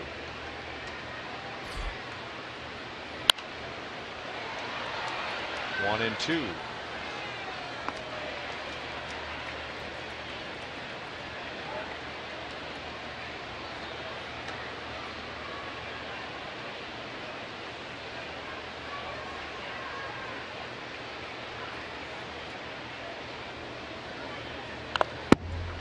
Still 1-2 on Ramirez. Heating up at the right time. Alexei Ramirez. He is in the final year of his contract with the White Sox. Final month, perhaps, as a White Sox shortstop. And he's hitting over 500 this past week after a mostly vanilla 2015 season. Hitters call this time of the year salary drive. We see the White Sox so frequently, and Alexei Ramirez is a guy that usually is either on fire hot like we're seeing him now or really cold. Ramirez knew it. Number 5 for Duffy. One down in the 7th inning.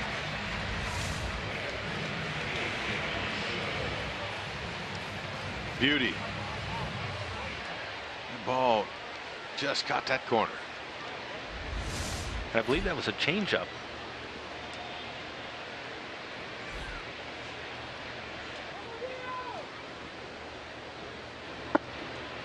Outside to Giovanni Soto. It was the other White Sox catcher who had the big hit last night. And you say, well, where's the big hit when the White Sox win 12-1? But Chicago was leading 3-0 in the 4th inning. It was still very early when Tyler Flowers hit a 3-run home run that made it a 6-0 game. And then the White Sox had a 5-run 8th inning to run up the score.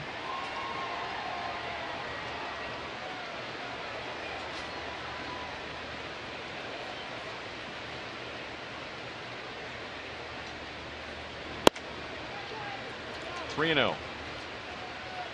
that concerned Drew Butera, and he's going to go out and have a chat with Duffy, who's at 90 pitches.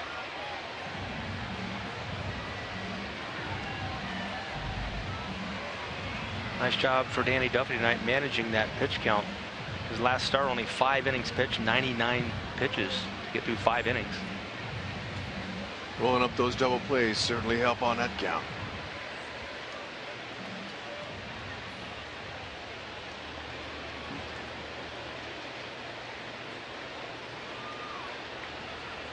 Talked with Dave Island a little bit this afternoon about Danny and keeping his pitch count down. He said a lot of it he can't control. He'll get 2 strikes and he'll end up, guys will foul off a number of pitches and really add to that pitch count. And he's had a lot of times where he's gone 0-2 against hitters and eventually comes back and walks them. So he's partially responsible for his own actions.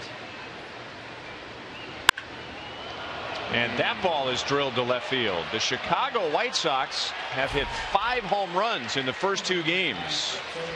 And they lead 4-0 in the 7th inning. Boy, Soto knew that fastball was coming.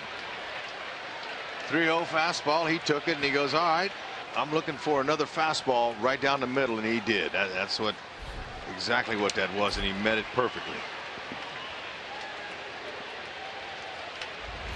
9th on the season for him. Ooh, yeah, that's right where he envisioned it. Perfect.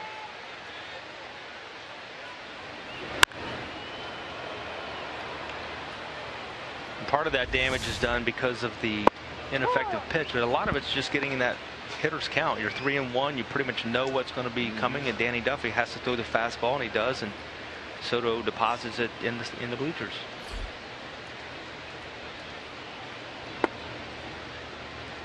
One and one on Saladino.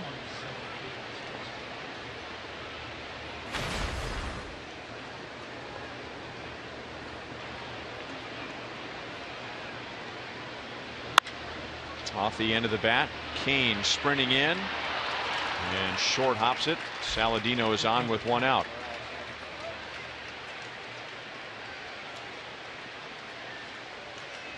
And that'll bring Dave Island out of the Royals dugout.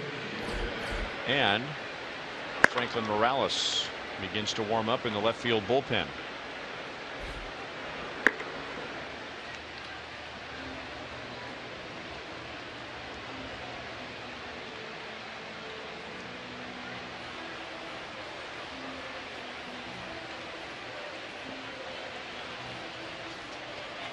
Sure, Dave Island, words of encouragement, trying to coach Danny Duffy through this 7th inning. If not, he wants to give Morales time to get ready.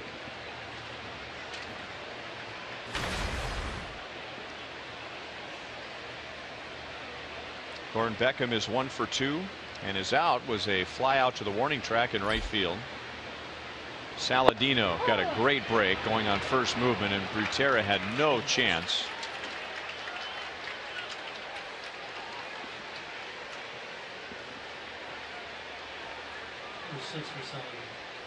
Six stolen bases for Tyler Saladino.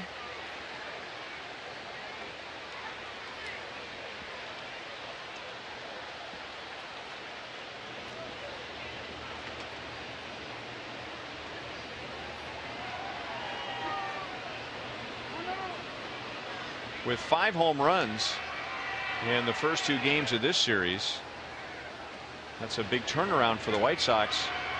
They had only hit 2 in the 9 games before last night, and you figure this isn't the ballpark where you start getting healthy with the home run numbers. Now it has been warm, unseasonably warm, and the wind is blowing out toward left field.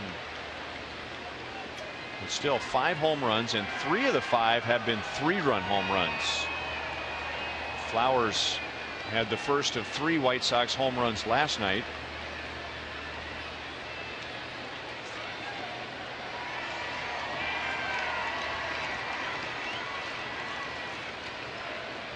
Jose Abreu also homered last night. Adam Eaton homered last night.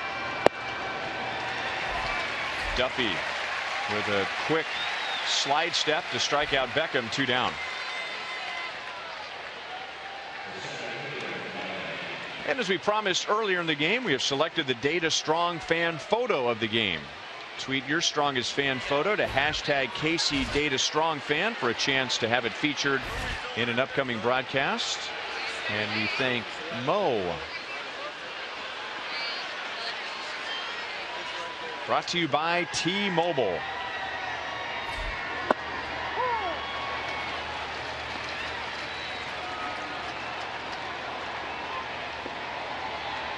Adam Eaton has grounded to second and struck out twice.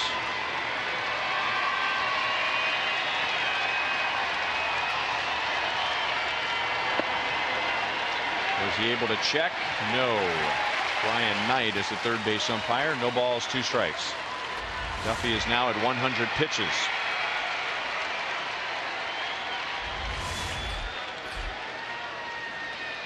And he's only had 1 long inning, when he gave up 3 in the 4th. Eaton fights it off.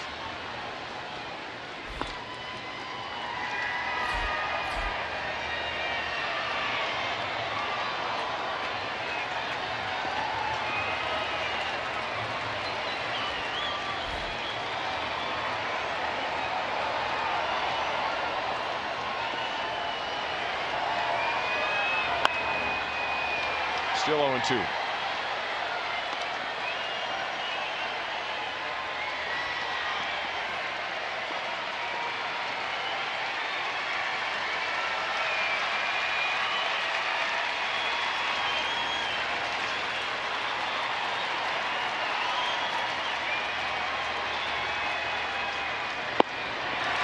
Duffy strikes out Eaton for a third time. However, the White Sox add a run on the Soto home run. Stretch time at Kauffman Stadium. The Royals are down 4-0.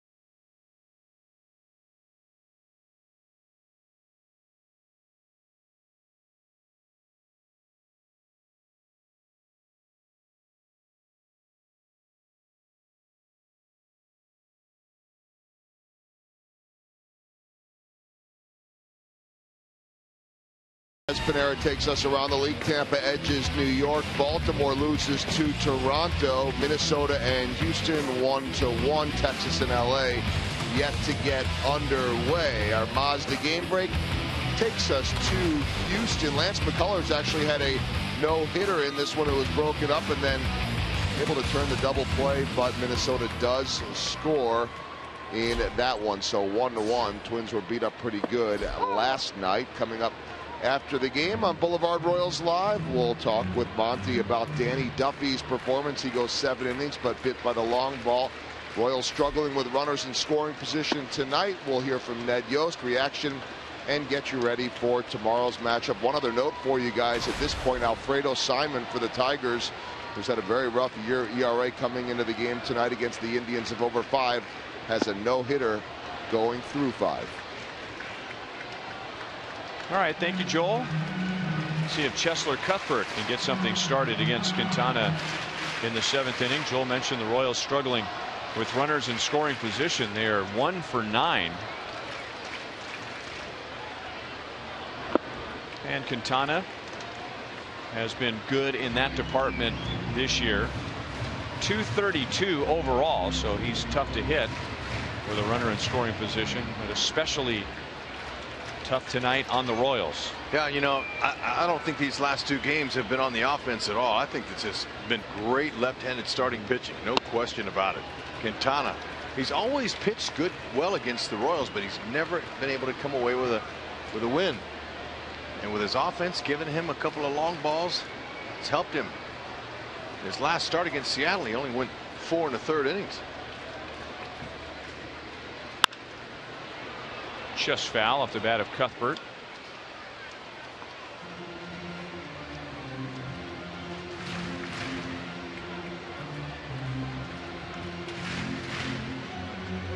Chesler has grounded out twice. His ground out into a fielder's choice in the 2nd inning is Quintana's biggest out of the night. No score. The Royals had runners at 1st and 3rd and nobody out. Cuthbert grounded to 1st. And the White Sox got Morales, the runner, at 3rd and a rundown. Now ground ball out to Beckham. And there are 2 down. And the Royals really have not had a big scoring threat since then.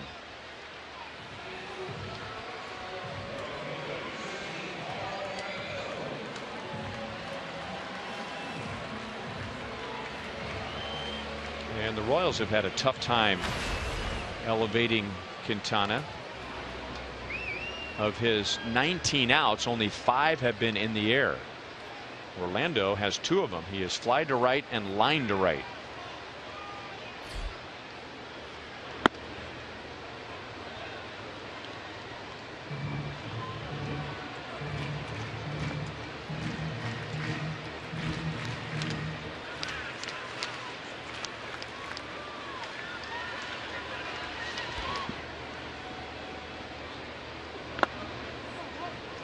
Two 2-0 on Orlando. Frustrating thing for the Royals, in addition to other things, is they have 5 hits and 4 have been doubles. Problem is, nobody has been on base when they hit those 4 doubles. You see Soto all night long motioning, keep it down.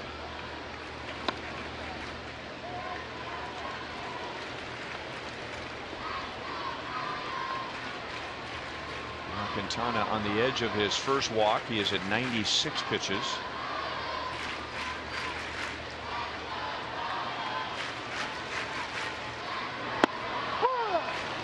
Three and 1.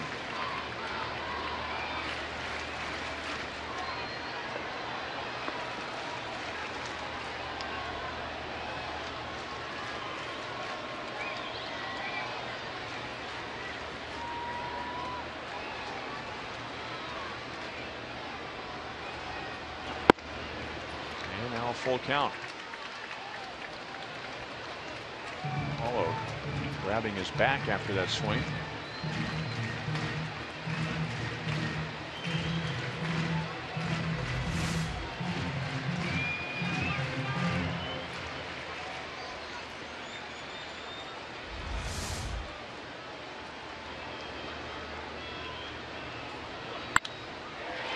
Off of Saladino's glove.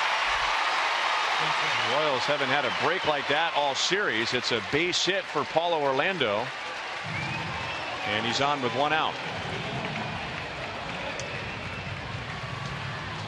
Wow, been looking for a break. Saladino told Quintana, hey, my bad, I couldn't hold on to it, but look what he's doing, and he's just keeping that ball down. The Royals check their swings, or not check, they're swinging at him, and then when they do make good contact, it's like a lot like last night.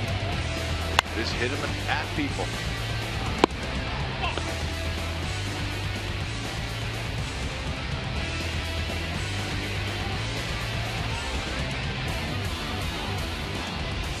That's a good decision to stay at first base there. There's no need to try to push that envelope down by 4.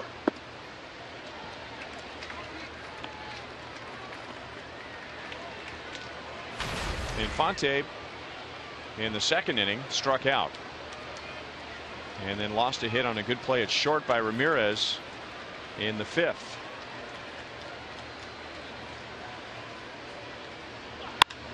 And there's a base hit into right center field. The White Sox are very shallow. Mike Jershely will hold Orlando, and in with a double is Infante.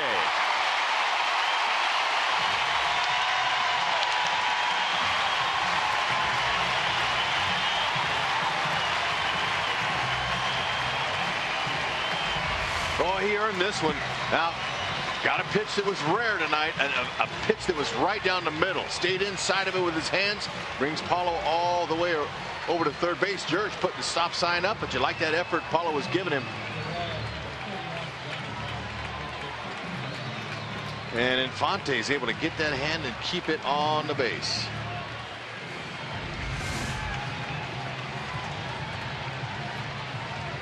Milestone double, number 250. Second and third, 1 out. Don Cooper goes to the mound. The White Sox will go to work in their bullpen. And Ned Yost will make a change. Scheduled hitter was Drew Butera. And it'll be Johnny Gomes. So this is one of the advantages that managers look forward to in the month of September when they expand the rosters, to have a third catcher.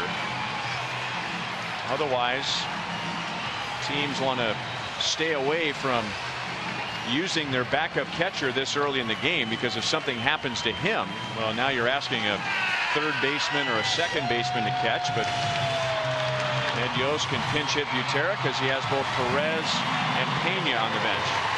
Yeah, this is one of the reasons why they acquired Gomes too. What he can do off the bench. He's 8 for 31 with the Atlanta Braves as a pinch hitter. 1 pinch hit home run and 3 RBIs. So he's got some good ability here.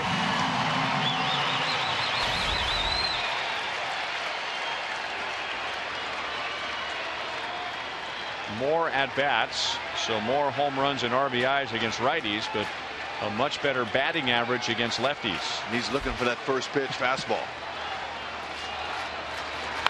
That's a first pitch breaking ball and swung like he was expecting it. 0-1. He's in the game now. Gauged his swing on Quintana's pitch.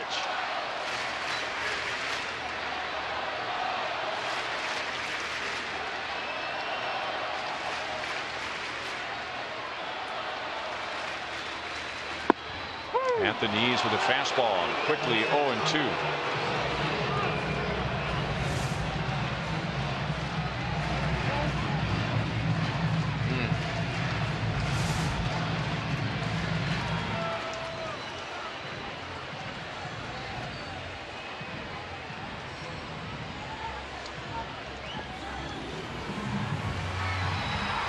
Johnny Gomes 0 for 6 in his career against Quintana.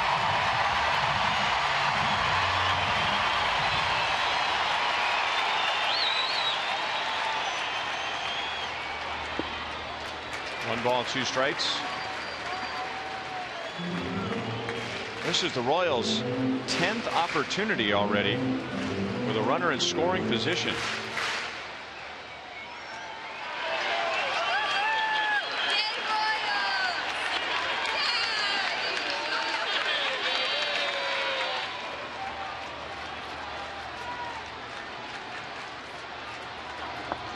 Did he go? He did. Gomes is tagged out by Soto. So that makes Gomes 0 for 7 against Quintana. And again, another big pitch with runners in scoring position. That's his 5th strikeout.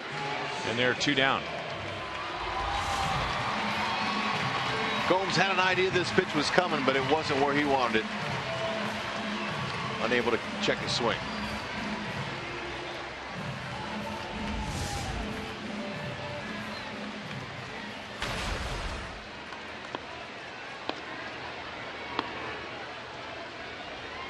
And now Escobar, he has one of the doubles. That was with 1 out back in the 3rd inning. Breaking ball hit up the middle. Beckham in the dirt, dug out by Abreu. And the Royals are 1 for 11 tonight against Quintana with runners in scoring position. Quintana has 7 scoreless innings, and the Royals have left 7 on base.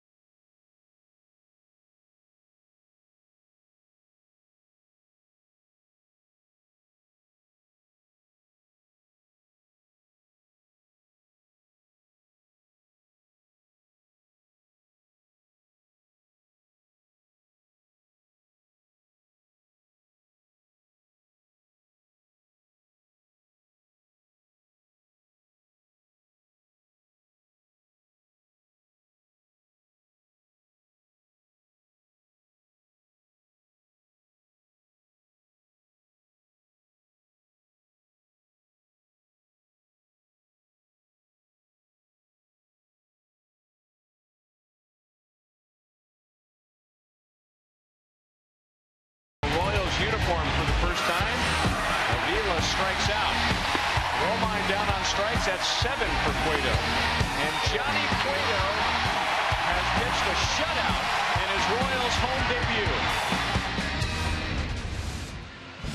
And Johnny Cueto will pitch tomorrow afternoon against Eric Johnson. Johnson's numbers are from last year at the major league level. He'll be making his season debut for the White Sox tomorrow.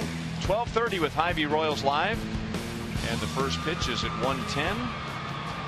Francisco Pena will take over in the 8th inning. And Franklin Morales will take over on the mound. Salvador Perez had better numbers against Quintana than Johnny Gomes did. But Ned Yost to this point wants to give Sal the night off, so he's back at the plate tomorrow. So that's why he went with Gomes. In addition to, that's why the Royals got Johnny Gomes for situations like that. Yep. Let Salvi have a complete night off. Strike to Melky Cabrera. He is 0 for 3. Danny Duffy struck out 7 in 7 innings. He allowed 4 runs, all on home runs. Alexei Ramirez hit a 3-run home run in the 4th inning. And Giovanni Soto hit a solo home run in the 7th. But the flip side of that is the Royals are scoreless in 7 innings. 1 for 11 with runners in scoring position, and now they've scored just 1 run over their last 16 innings.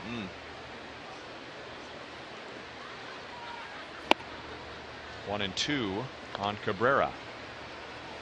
Morales will use his fastball, slider, and a curve. He's got a changeup too. He might mix in a few of those to righties.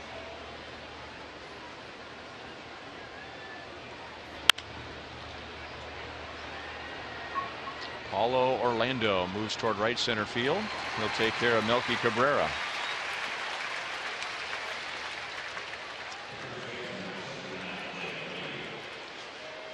And now Morales will get Jose Abreu.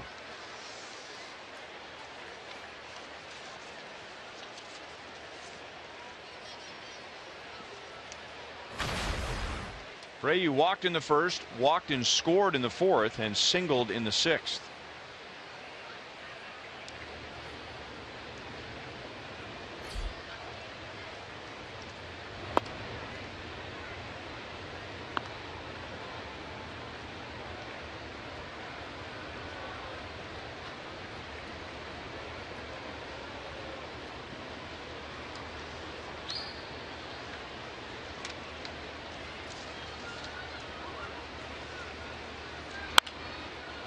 One ball, 1 strike.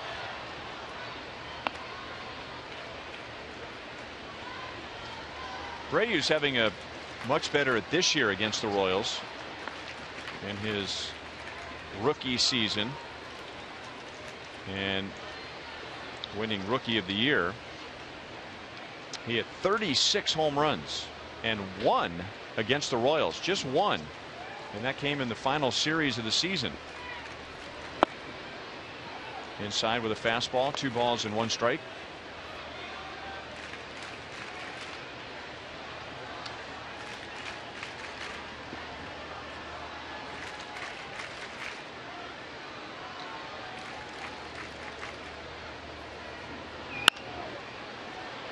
Two and 2. In fact, he only had 5 RBIs all year against the Royals last season. Jake Petrichka getting ready for the bottom of the 8th inning. That's what the Royals need. Get Quintana out of there. He's got 108 pitches.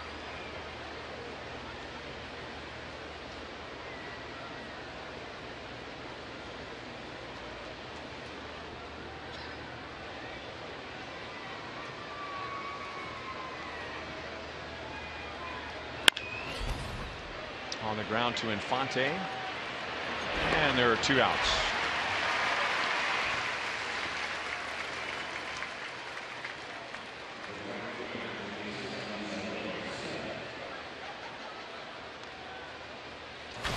Don't miss the last Buck Night of the year, Friday, September 25th. It's the Royals and the Indians. That allows you to stock up on dollar hot dogs and peanuts. And it's presented by Visit KC. Get those tickets now at Royals.com or call 6 Royals. After tonight, we are down to 10 home games for the Royals during the regular season. Avisail Garcia with 2 outs, nobody on. Fouled it off of his foot.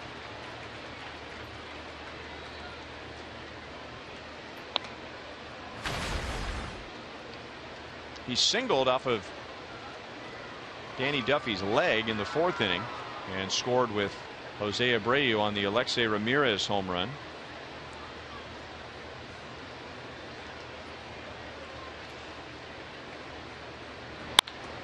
A shot past Cuthbert. Ricocheted off of his glove, and Garcia will be at second base with 2 down.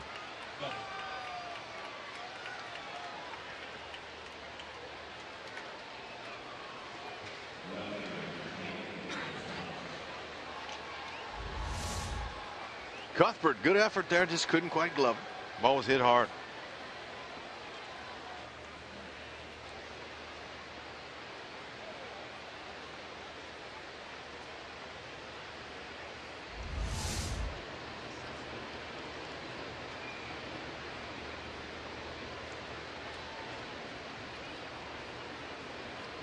And that brings up left fielder Trace Thompson.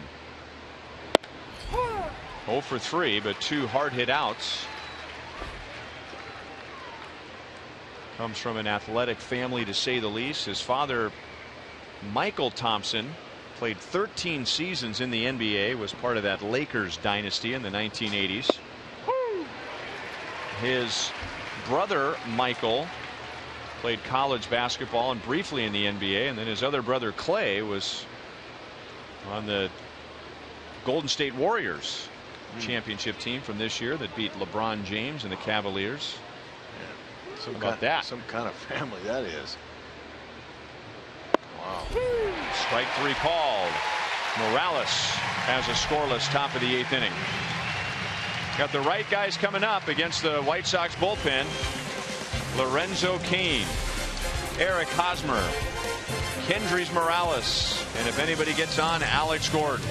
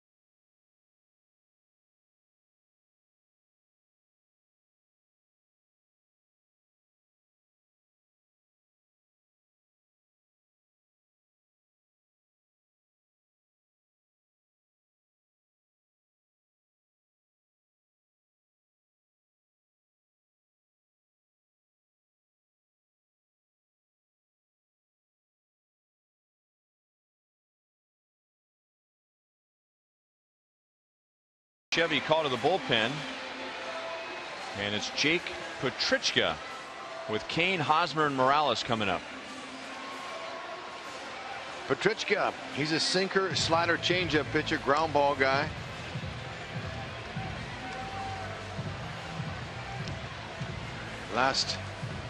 He's got a 6.17 ERA over his last 18 games, so they've been getting to him. Just get a few base runners.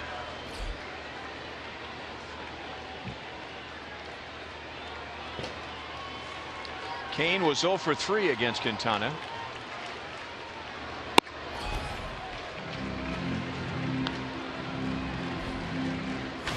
He had a strikeout and 2 groundouts. Both groundouts to the right side of the infield, so he was trying to go the other way against a lefty.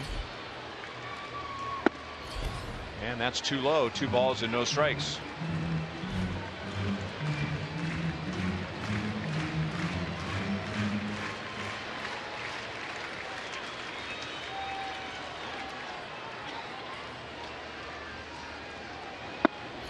Taking a strike, 2-1.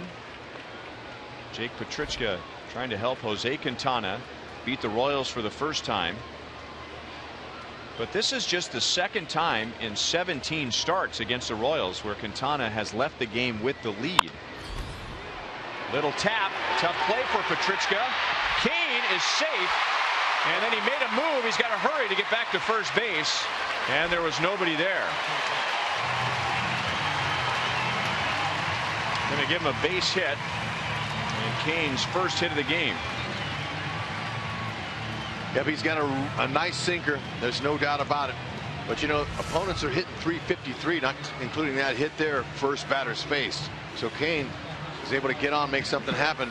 Ventura's not going to wait around for the next hitter.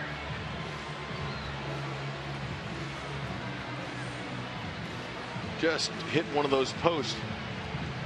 Had it went down the line, Lorenzo Cain could have advanced to second base, but that's how the ball bounces. Petrichka faces one batter. It's only the second time all night the Royals have had a leadoff man on. This is left-hander Zach Duke to pitch to Eric Hosmer.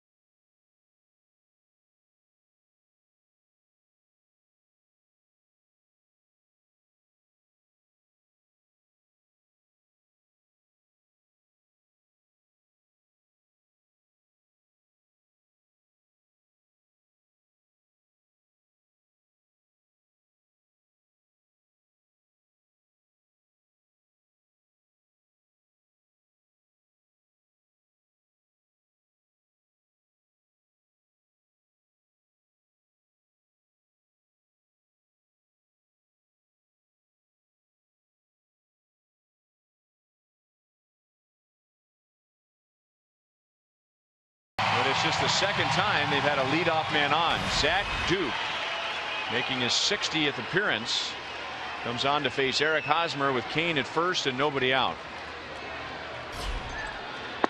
Down and away, ball one. Crowd coming to life when Hosmer came to the plate last night and tonight, and had a lot to cheer about offensively, trying to help their Royals get going here. Very good start to the season, but he has tailed off lately. Fastball, slider, changeup. A couple different arm angles. And he's missed badly with the first 2 pitches to Hosmer. 88 to 92 with the velocity on his fastball, not overpowering.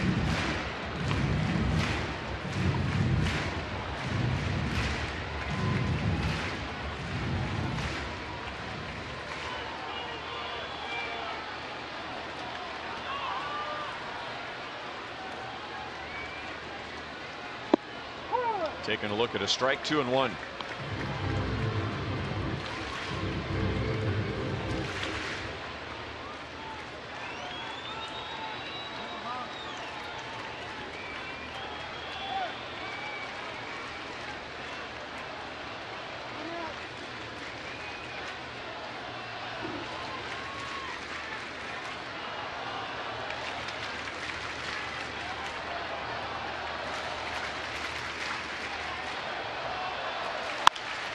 On the ground, Beckham dives at it, and Ramirez, did he have control? He did not. He stabbed at it a few times.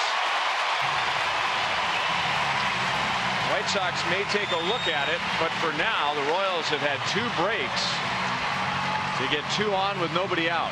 And sometimes, you know, when you give the Royals 1 break, that's all it takes. But to get 2 in this inning, well, they want to capitalize on that.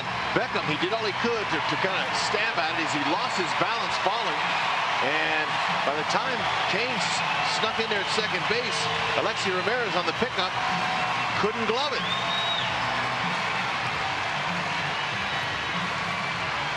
Good heads-up call there by Larry Vanover, who was watching that play the whole way. Beckham, he tried to deflect it, but the spin on that ball and trying to keep his toe on there, he couldn't do it. An infield single for Hosmer.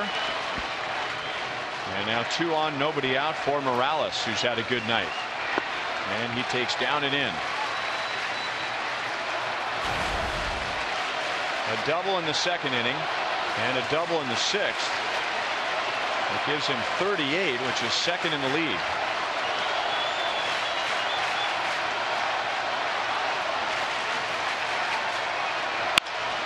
Another ground ball. And the play is to first base. So, in making an out, that's the best case scenario for the Royals. Get 2 runners into scoring position, and there's no chance for a ground ball and a double play.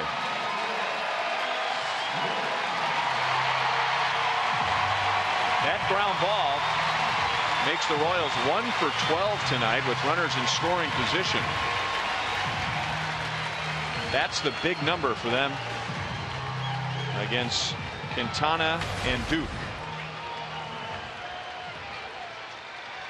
Duke's given up 8 home runs, 5 to righties, 3 to lefties. Squirted foul to the White Sox dugout.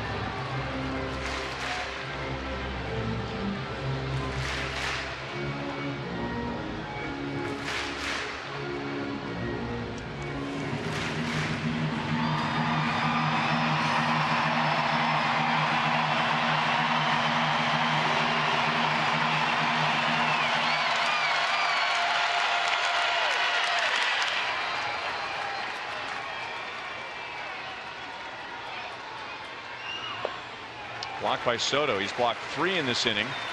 1-1 to Alex. Kane reached with an infield single. And then Hosmer reached with an infield single. They moved up on the ground out by Morales. Another squirter. Safe at first, and the Royals are finally on the board.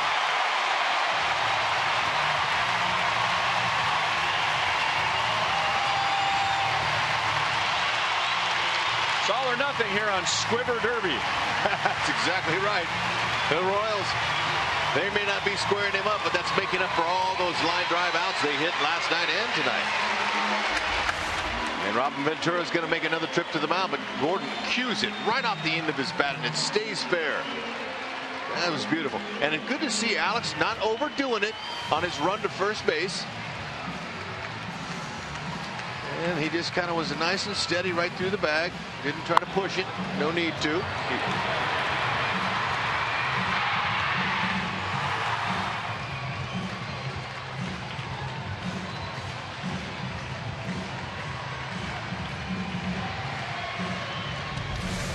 Nate Jones comes on to pitch for the White Sox.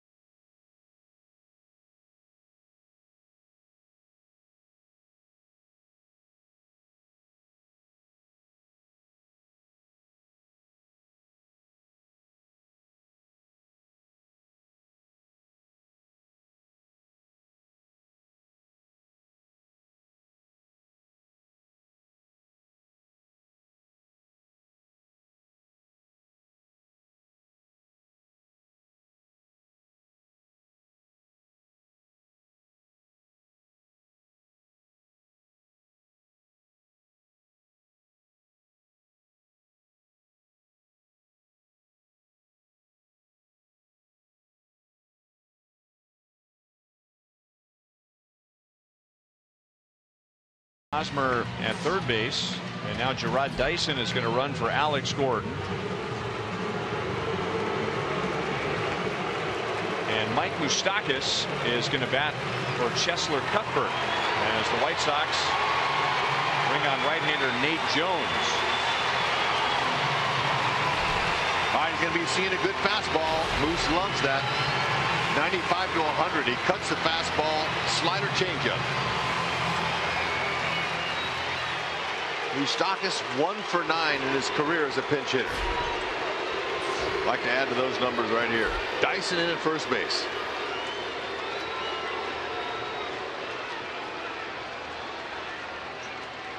Dyson started to go and stopped, and Moustakas has been out of the starting lineup with a sore hamstring, so you're worried about any kind of a ground ball being a double play. And Dyson flinched on that last pitch, and you know he wants to get to second base.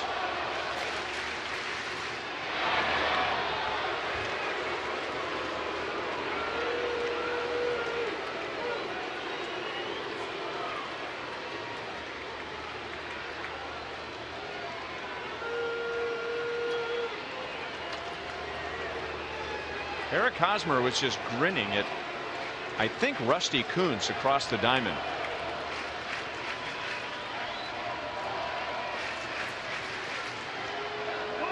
And now time was called. Now this is just, I'm just pulling this out of the sky, but Rusty knows every pitcher's move.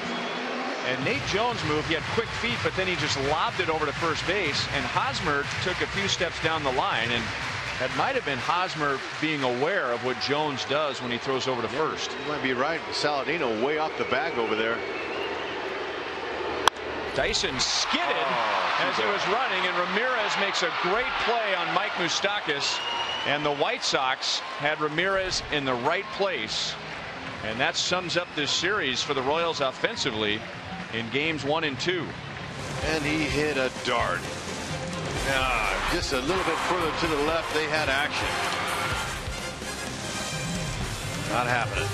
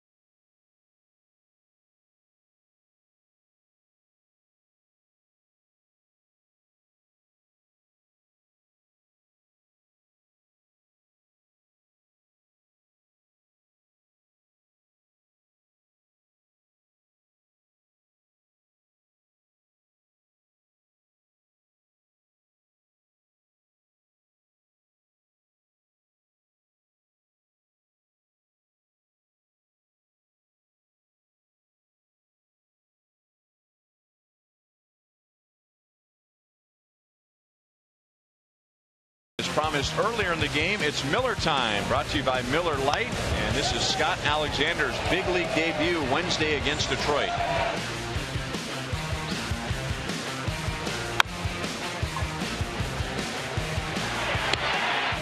Pitched a perfect 9th inning, and the Royals win against the Tigers and finish the game with a strikeout of Nick Castellanos. Scott Alexander. Gerard Dyson is taken over in left field as he ran for Alex Gordon, and Mike Moustakas hitting for Cheslor Cuthbert takes over at third. Boy, Moose hit that ball hard. Wouldn't you know it? Right at him. And the guy who made the great play leads off. And Alexander hits a swing and a miss, 0-1. Yep, 88 to 94. We'll see his sinking fastball. He likes to throw that ball, keep it down, sink it, get ground balls, slider, and a change.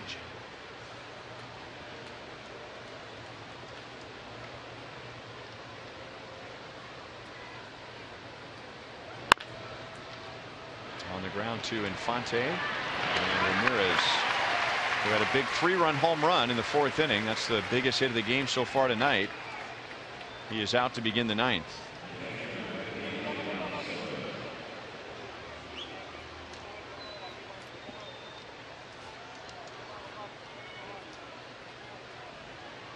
And now Alexander will get Giovanni Soto. He is also homered tonight.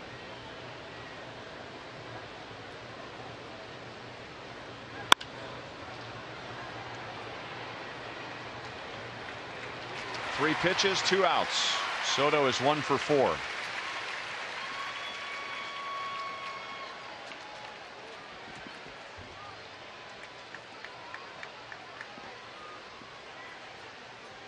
Gotta like this kid's future here. He throws strikes. He keeps the ball down. He's a ground ball specialist.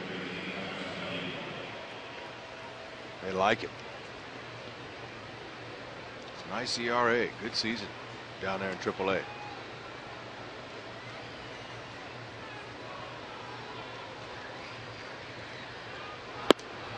And now high to Tyler Saladino, 1 for 3 with a single and a stolen base.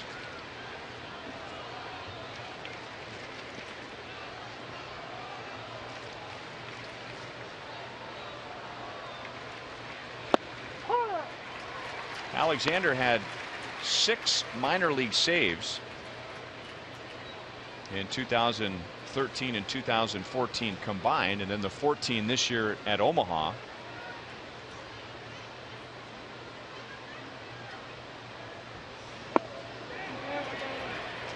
Vic Carapazza says that Saladino went too far, and it's 1-2.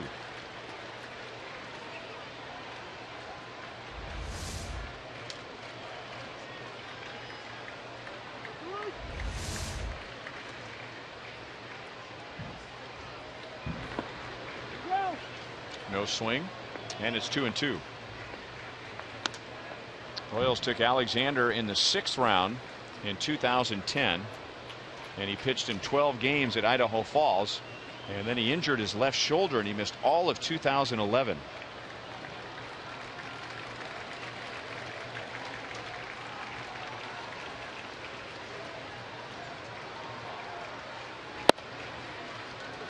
Full count. Gordon Beckham is on deck. David Robertson, White Sox closer, is getting ready for the bottom of the 9th inning. He has saved 28, and the Royals have Paulo Orlando, Omar Infante, and Francisco Pena coming up.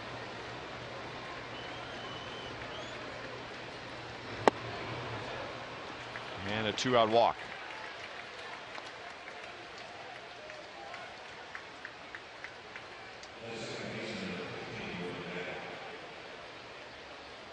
Been very few games this year where Ned Yost has had more than one lefty as an option out of the bullpen. It has been mostly Franklin Morales. There were a couple of stretches when Brandon Finnegan was called up from the minor leagues. Of course, Finnegan is now in the Reds organization after the Johnny Cueto deal. So that also gives Ned some options in the month of September. Take a little bit of the strain off of Morales. And also Ned's also aware of his righties that he has in that bullpen have no problem facing lefties. He hasn't really needed more than one lefty. Sure is nice to have September here, though. You get that extra arm.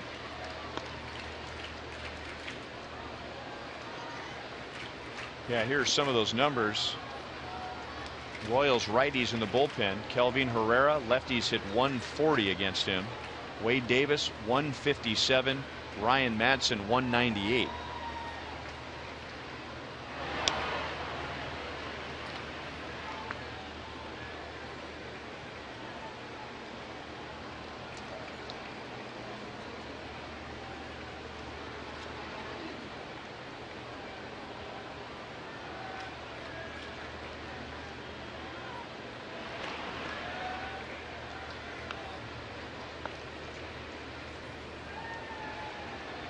Alexander was drafted by the Reds out of high school, but he decided to go to Pepperdine, and he had a very good freshman year, all conference as a freshman, but then transferred to Sonoma State, and that's where the Royals drafted him.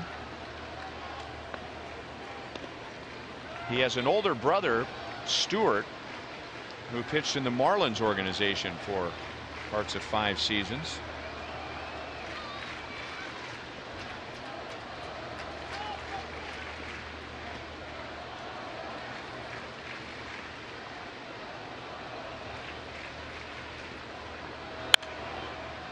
Two and two.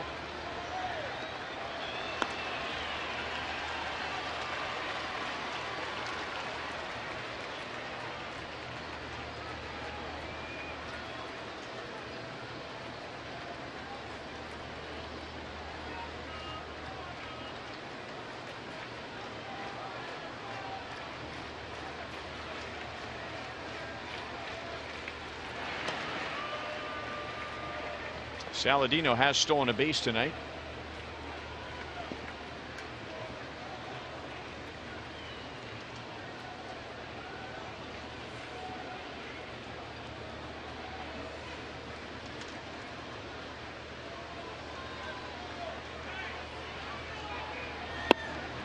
And now 3-2. So after a couple of quick outs on just 4 pitches, he got Ramirez and Soto.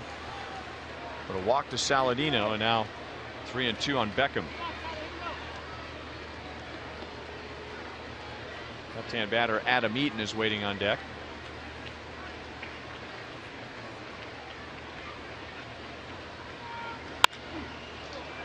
Base hit into center field. And Chicago has 2 on with 2 out.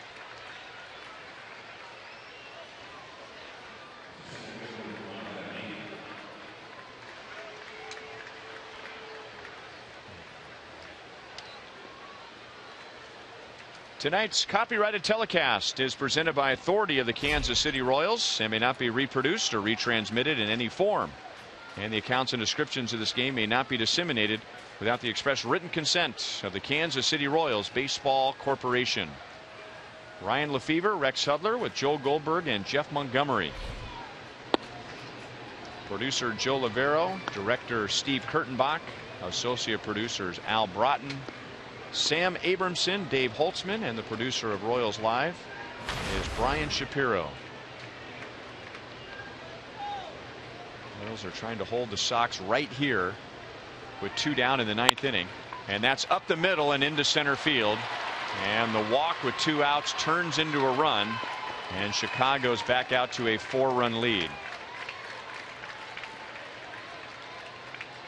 Adam Eaton grateful to see anybody but Danny Duffy.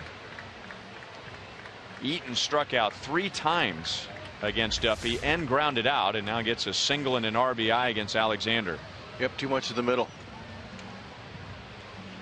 He's got him hitting on the ground, but right up the middle, both of them, after the walk.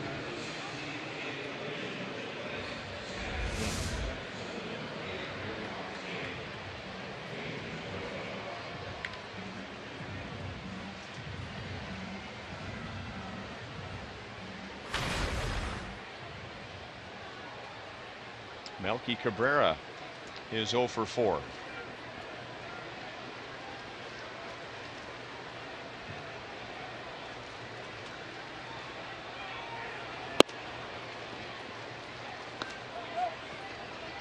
When this series began, the Chicago White Sox had lost 7 in a row against the Royals. They had lost 21 out of 27 against the Royals. They had not won a game at Kauffman Stadium. They were last in the league in runs scored. They were last in the league in home runs. And now they have outscored the Royals 17-2. And they have out-homered the Royals 5-0. And there's another base hit into center field. Kane may have a shot on Beckham. Here's the throw. One hop to Pena, and Beckham gets around the tag. And with 2 outs and nobody on, the White Sox get 2 more runs.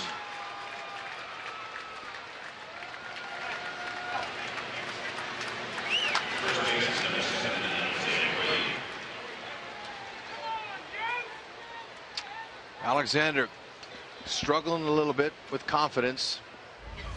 Looks like he's trying to guide the ball in there, and it's throwing it out of the middle, you know, and you've got to really focus if you want another shot in a situation like this to try to get those pitches down and finish the inning, and he hasn't been able to do it.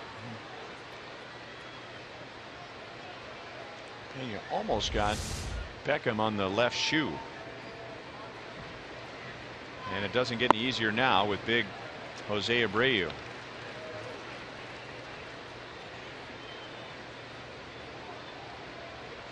Two walks, a single, and a run scored for Abreu. He has Eaton at second base and Cabrera at first.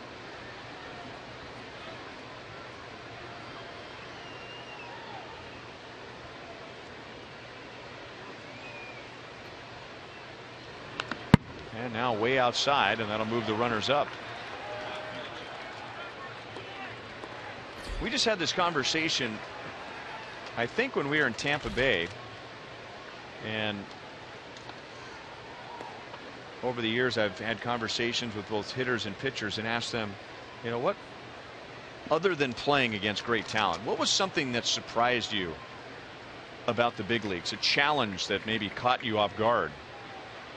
And the majority of pitchers have told me how much harder it is to get the third strike and the third out at this level. That was off of his foot. 1 ball and 2 strikes. Yeah, I would agree with that. I mean, you know, it's not easy, and especially when you walk a guy after you get the first 2 outs and then you walk him. You're kind of going, oh man. And then he left a couple of balls right out over the middle.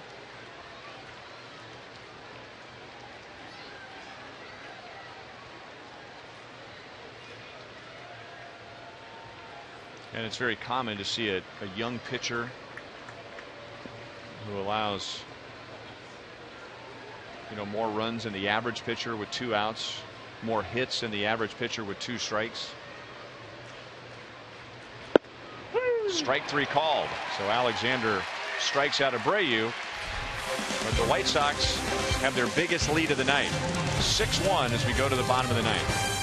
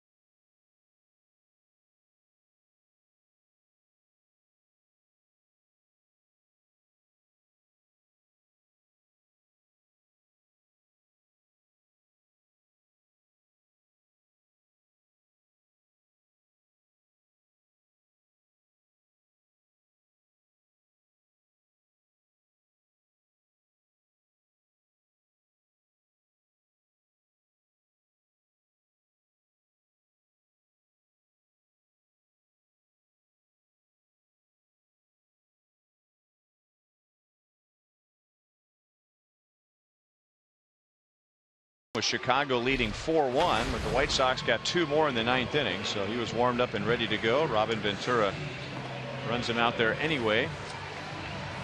28 saves, 6 blown saves, and with a 5-run lead, the Royals are scheduled to send up Paulo Orlando, Omar Infante, and Francisco Pena.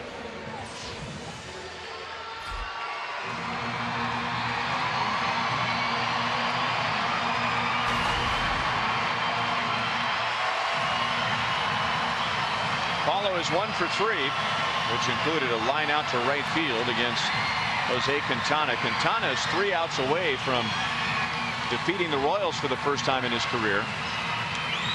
With 7 scoreless innings, the Royals got a run against Chicago's bullpen in the 8th.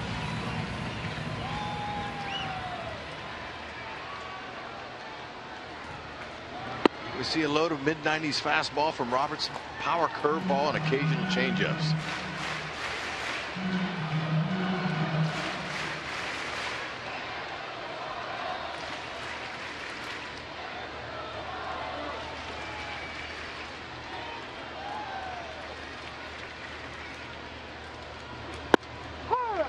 One and one from Robertson to Orlando.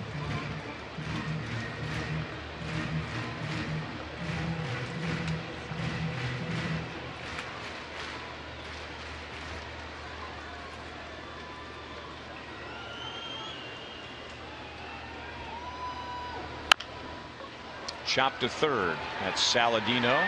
Strong throw gets Orlando. Boy, nice play. He came in fast. He knew Paulo Orlando could get down that line. Good strong arm. Got the job done.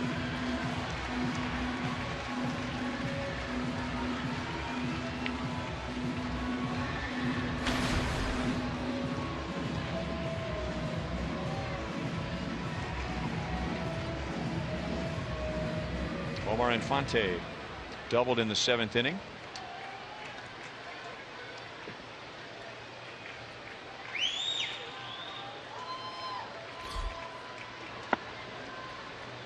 Two things for the Royals tonight on offense. First of all, their struggles with runners in scoring position.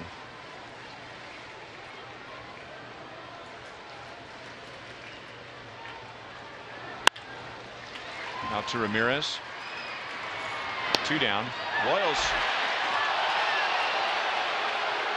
called out, but was Abreu bobbling that ball? Did he have control of it?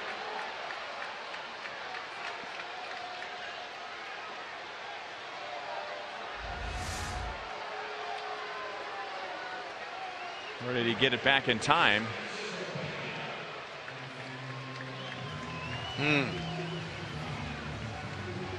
Looked like he got it. And the Royals will not challenge. Yep, Ron Copel, good job there.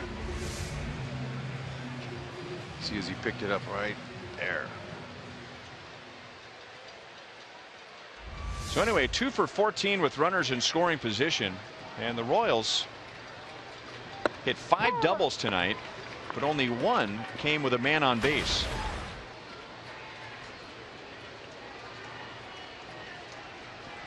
And the White Sox, for the 2nd straight game, have not looked like one of the worst defensive teams in the major leagues at all. The numbers say that they are, but they have been lined up perfectly on several occasions on hard hit balls, and they made some big plays, none bigger than the one that Ramirez made on Mike Moustakas in the bottom of the 8th inning. Francisco Pena hits that ball somehow into the upper deck.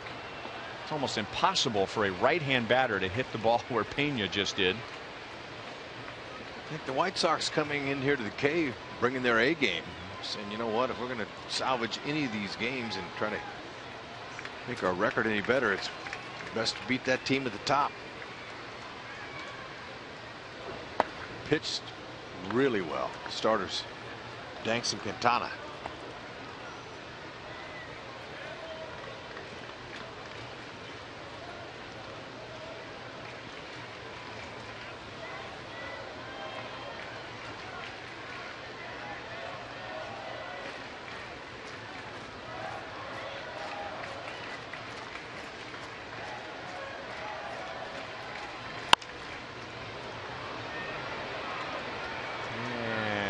Back in the first row.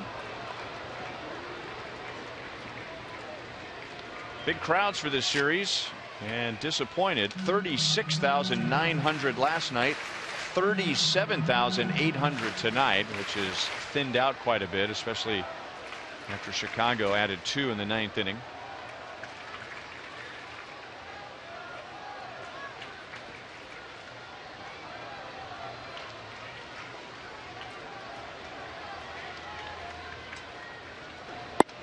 Strike 3 to end the game.